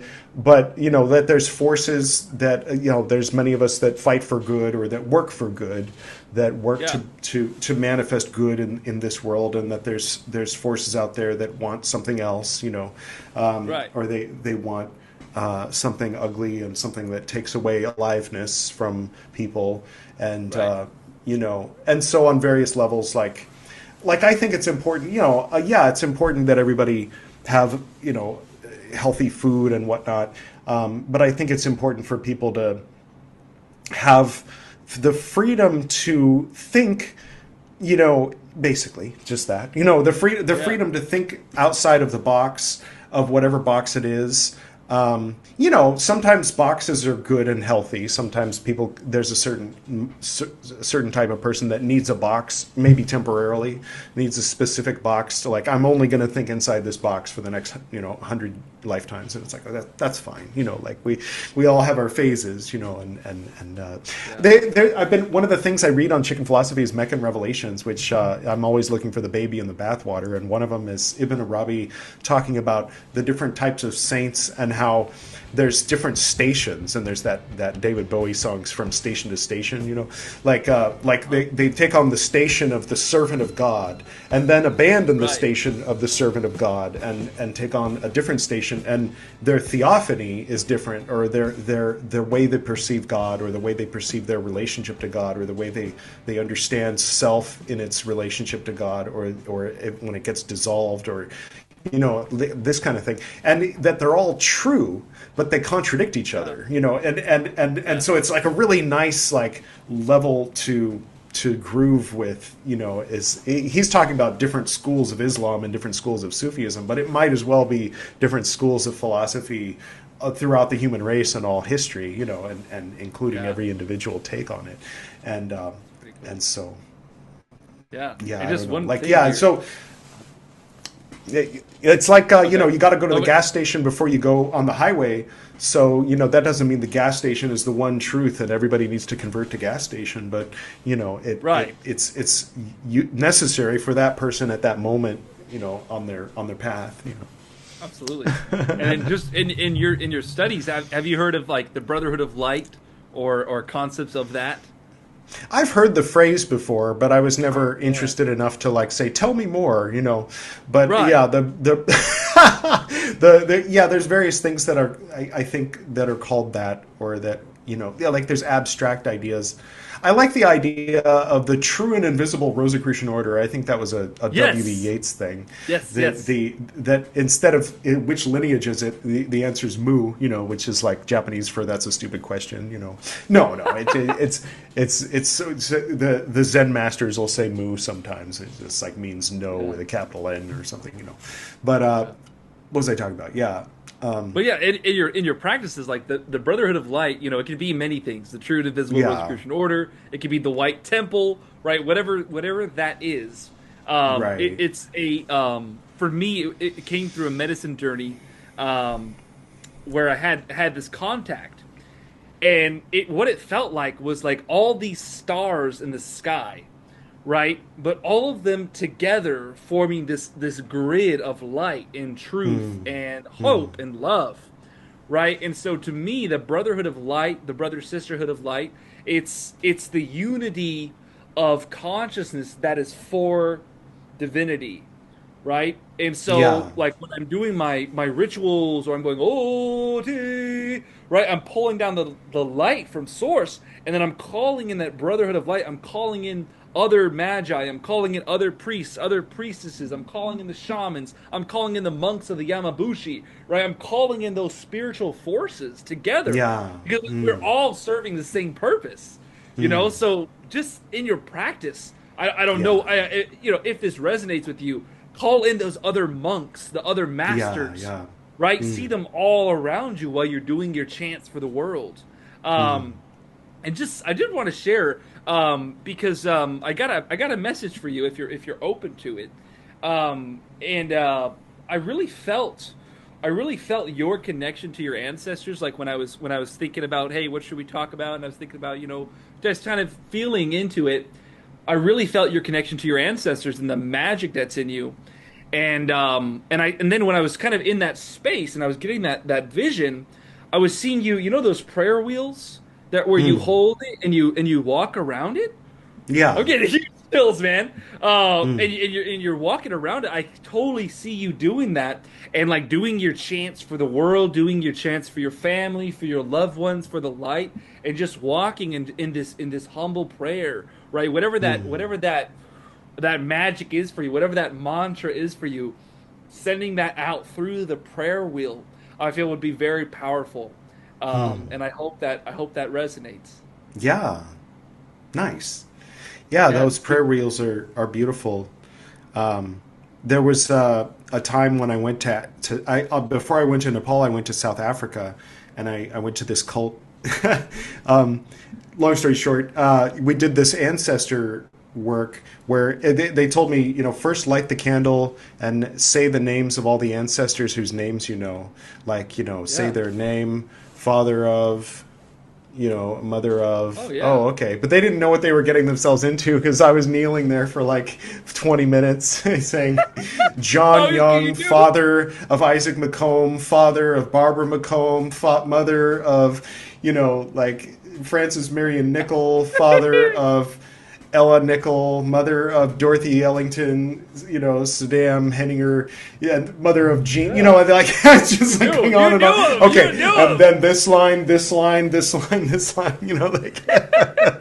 But then, so after the ritual, then, we had baby powder on our faces and black hooded robes and this intense incense down there in Africa, and then I went and laid down and took a nap, and I had this vivid experience of my grandmother, who was like literally a fundamentalist Christian, in the room that had been my old Golden Dawn temple, where my great grandmother smoked a corncob pipe. Great grandmother smoked a corncob pipe, and my grandma was in there. Like one time I was doing magic in there. I had my red robe on and I had my sword out and I was and then my grandma starts like opening the door and I'm like, Grandma, don't come in here. I'm like turning around with my sword and my regalia, and I'm like, I'll be right down, okay? And then I slammed the door on her hand, and her hand was bleeding. I'm like, what a fucking piece of shit grandson I am, And so that grandmother was in that room, right? But the room was empty because I gave away all the furniture. It was empty and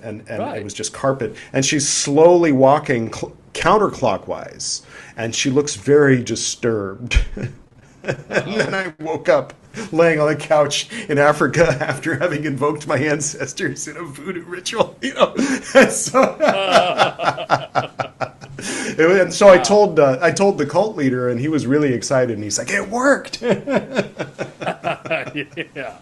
I guess. Really, yeah, I think that's really awesome. Go ahead. I freak out a lot of my ancestors, I guess. Yeah, they're like, I don't know what he's doing. That's why when I'm doing ancestor work and I know that they're like, they're not really into what I'm into, call them their higher self. Call them their higher self. Their higher self that's is beyond true. all that stuff. That's true. Yeah. Yeah, my dad was into that. Like, he'd be talking to someone across the table, and whatever this little mouth is saying, I'm speaking to their higher self, Like, like, you get it. I mean, you don't get it, but you get it, Yes. Oh, I do want to say, man, I think it's really special that you've been doing the magic for all that time, and then you gave it all away. Like, that's well, I gave away objects with symbolism, right? Yeah, like you gave away the objects, you gave away the regalia, you gave away the temple, and then you became empty. You know what I mean? And in that emptiness, you went to India, and now you're focusing on the emptiness. Yeah, I got chills, man. I think that's. I brought awesome. this. Yeah. I brought this, but the blue part broke in transit, so I had to glue it back together. Which, of course, I took as another symbol. Of course, some LVX process that I emotionally broke and was put back together. It went through an LVX on the blue part of my cross. Whatever. Yeah. Have you written a book about like your journey? and your journey to Well, India? I was going to. I've written. My journey to India is in my books for sure. Yeah. But I haven't written a book specifically about that and only that. That Reeb Hasni thing is about that. That's a chapter that's completely focused on that, and that was a wild time. And that's on the playlist. Yeah. Me reciting it is on the playlist, but it's also in one of my books. I actually happen to have it right in front of me, but I'm using it to hold up the computer. I got a whole bunch of books I had a feeling this was gonna. I had a feeling this was gonna happen today, but it's called Smaller Mouse, and you can see this is a painting I did on LSD in 1998. Awesome. Well, actually, this is a play on the painting. See, I made this on my computer based on the house that was on this part of the painting. So this is various interpretations of various parts of the painting overlaid on the painting. Wow. So there's a book called The Small Gray Mouse, and so this is Smaller Mouse, the sequel of Small Gray Mouse. And so some of it is short stories, and some of it is like stories that are connected with other stories. Yeah. So it's sort of like a connected thing, and some of it are just personal things that literally happened, at particular times in my life. And so Is that on Amazon? Oh yeah, it's on Kindle too. Yeah. But of course, it's nice to hold a thing in your hand. This one in particular, I guess I'll do a little bit of a sales pitch here. One moment, please.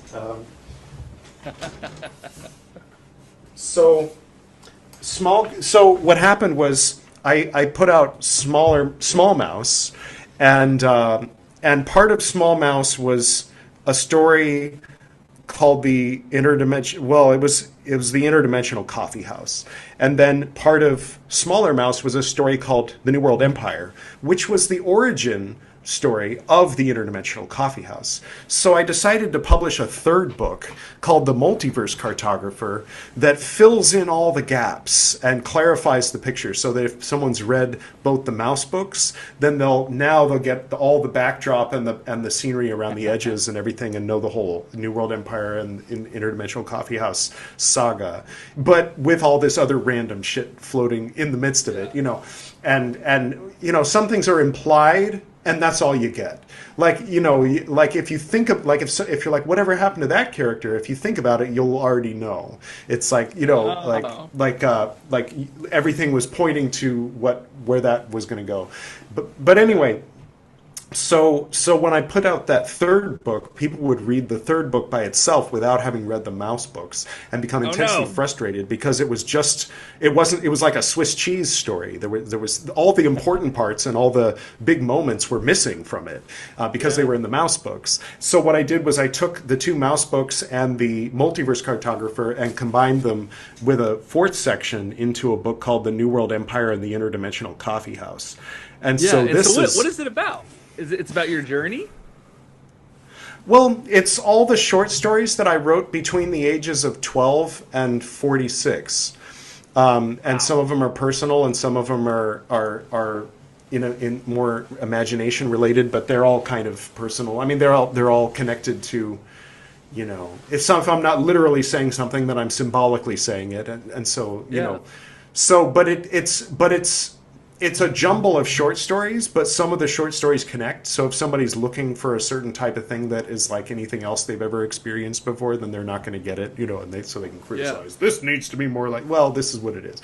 It's just a collection of all the short stories I've written in my whole life, And then there's poetry books too. Taco was the first one because there was a poem I wrote called Taco. And so the book, 600 pages of poetry called Taco. So then I came up with a second book of 600 pages of poetry called E-Burrito. So there's Taco and E-Burrito.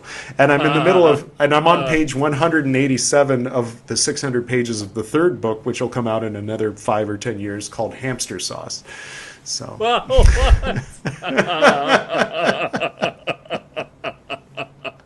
And all my stories are somewhere in the poetry or somewhere in the prose, but it's not necessarily coherent. For a while I was toying with the idea of writing a biography or a fictionalized biography of of my life in the Golden Dawn called the Esoterinerd, but writing it was bumming me out too much. I wrote a number of chapters, but like I haven't written enough to justify publishing it, and I don't really feel like continuing it. It's just sort of a drag. But maybe, who knows, later in life, I don't know. But yeah. And so, just if I may, like, how did it feel like when you went from living in Los Angeles from that ancestral home? I mean, that's awesome. And then just like leaving it behind, and just it felt great because, like I said, I felt stuck. Stuck in Los Angeles, stuck in that house, stuck in this life, stuck in this identity, stuck in this name. And so it was the joy of death and reincarnation without the pain of death, and reincarnation. I didn't have to be a baby again and go through puberty again, and all that. So it was a really good deal, Wow. It was wonderful. Gosh, sometimes when people you're on ask, the plane ride.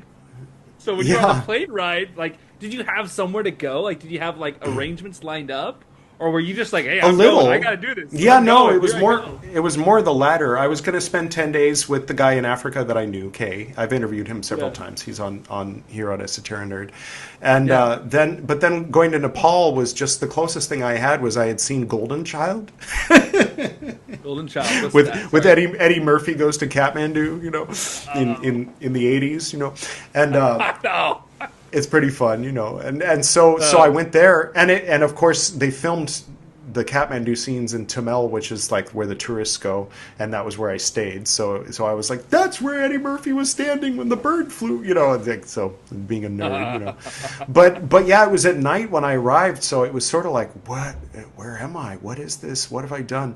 But then I woke up and I heard this music that was Om Mani Padme Hum, Mani Padme Hum. Yeah. Om Mani, and you just hear that everywhere in the tourist wing, tourist part of Kathmandu. So I felt very nice there. And then I met this family that ripped me off to the tune of 1.6 thousand. But I had fun being ripped off. No, I mean, it was an experience, and it was a learning experience too.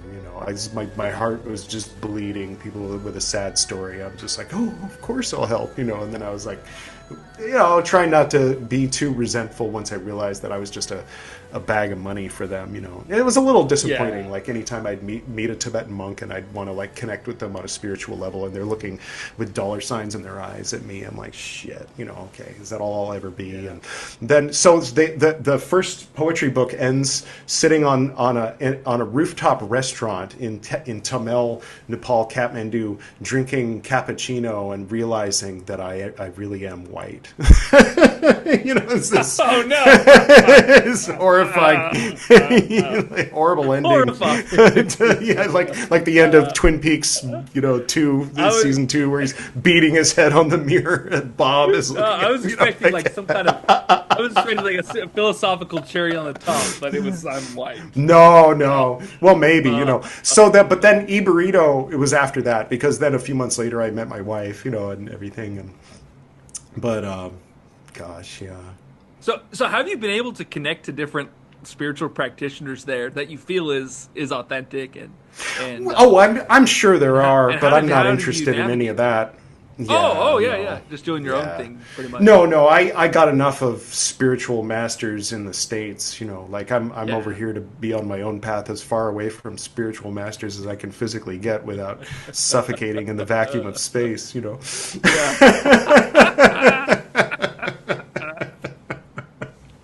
But so that confuses some folks, because a lot of people come to India and thought, oh, I'm here to find the spiritual masters. I'm like, well, there's one. I hear he's okay, but he's not going to let you eat anything but eggs. As far it's like, okay, I know where some of them are.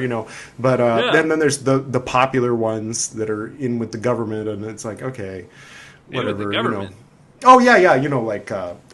When Will Smith got in trouble for being an asshole, so he went to India and hung out with that guru, and that guy's he's like friends with the prime minister and stuff, and it's like, okay, so there's that level, there's But I mean, but that goes on anywhere, like there's the Christians that are hanging out with Donald Trump. But in Bhutan, it's institutionalized where there's the royal family wears yellow, and then the people who run the religion wear orange, and then everybody else has to wear brown. And it's kind of like, okay, that's interesting. But it's like the last Tibetan Buddhist country, on Earth. So it's kind of like, all right, give them a pass for being a little creepy, like it's just you and Kim Jong Un, but it's okay, no,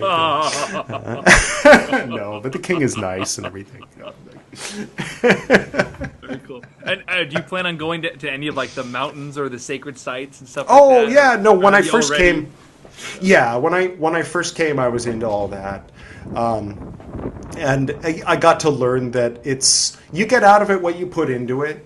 But once you know that, you realize that you don't have to actually go there. But I still do like to every once in a while. But I'm on the level of like, rather than, the classic image of Bruce Wayne climbing up the Everest or something to get to the temple of the Kung Fu panda or whatever, Right.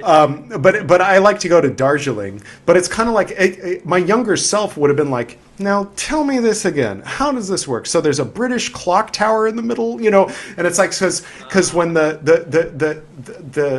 was this whole thing where Sikkim was oppressing. There's too much history.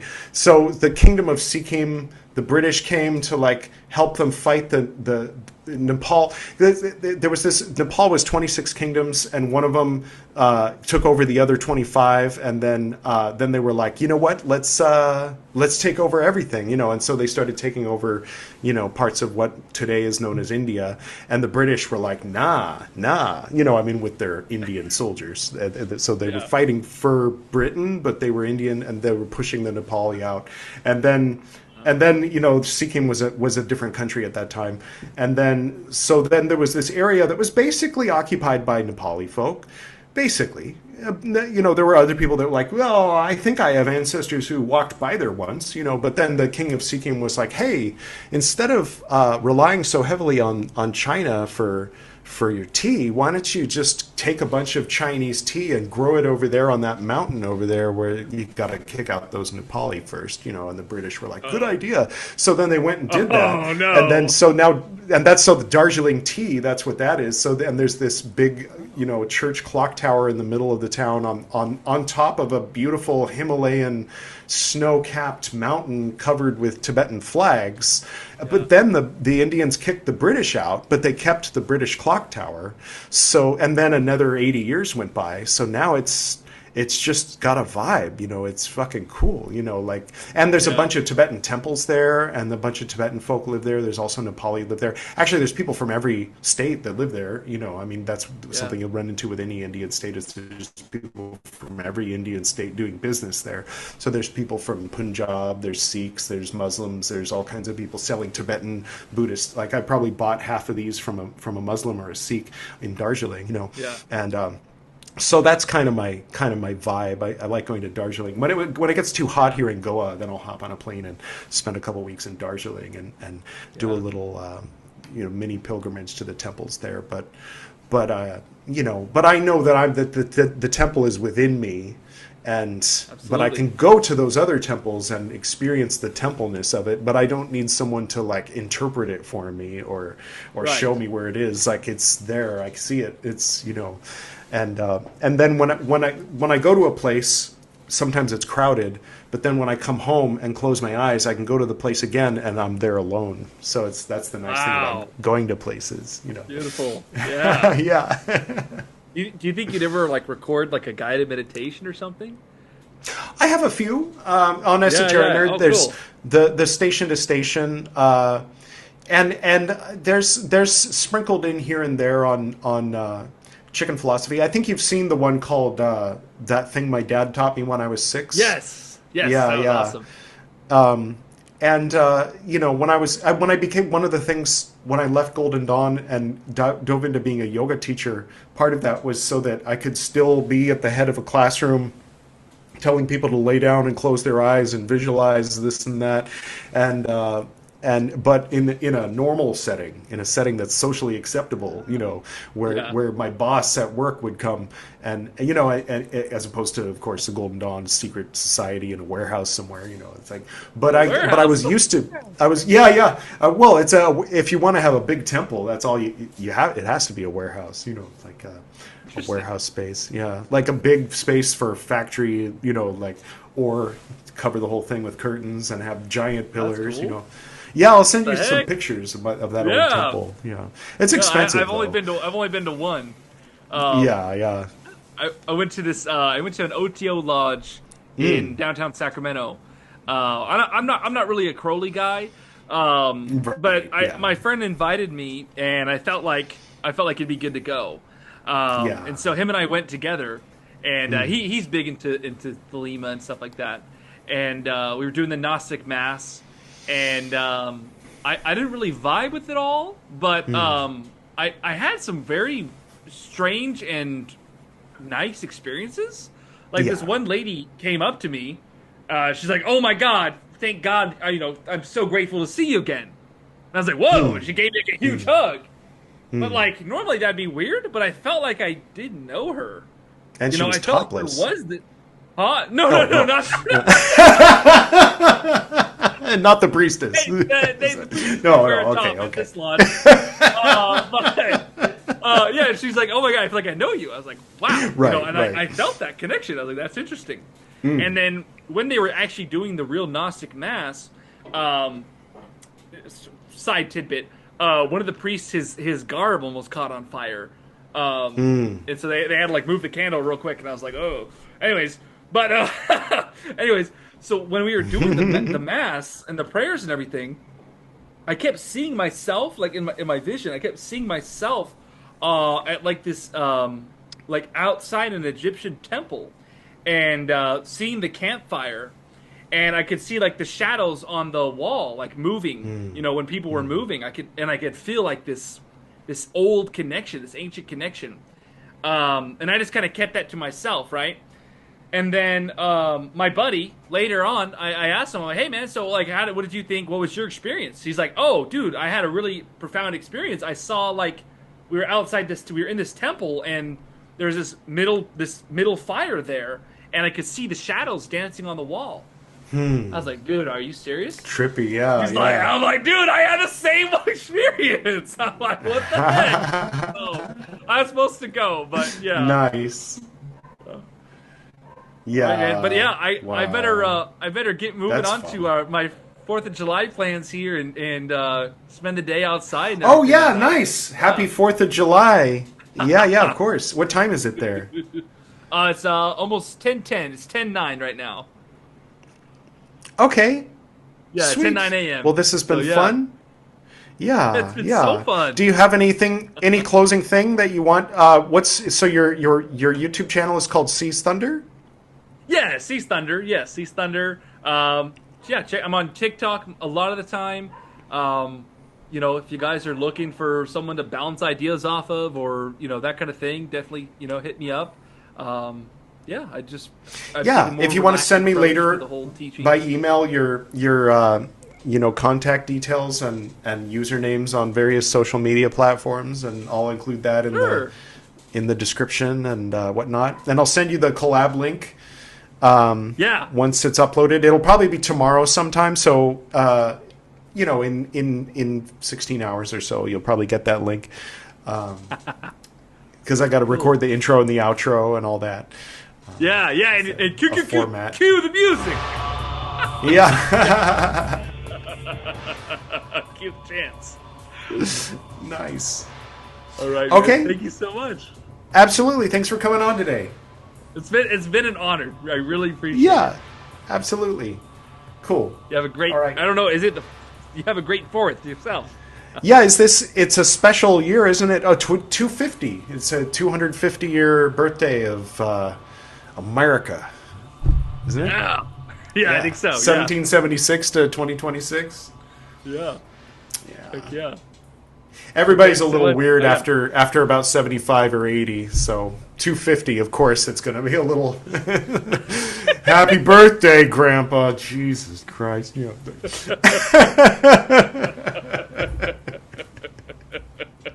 Here's your fucking cake. Leave me alone. No. No, the fireworks are fun. Yeah. It's a celebration. People getting together. So it's good energy there. Yeah. Family and friends, and it's all good. Okay, so we'll be in touch. I'll send you those links. Absolutely. Appreciate you, man. Be blessed. Absolutely. You too. Okay. Peace. Bye.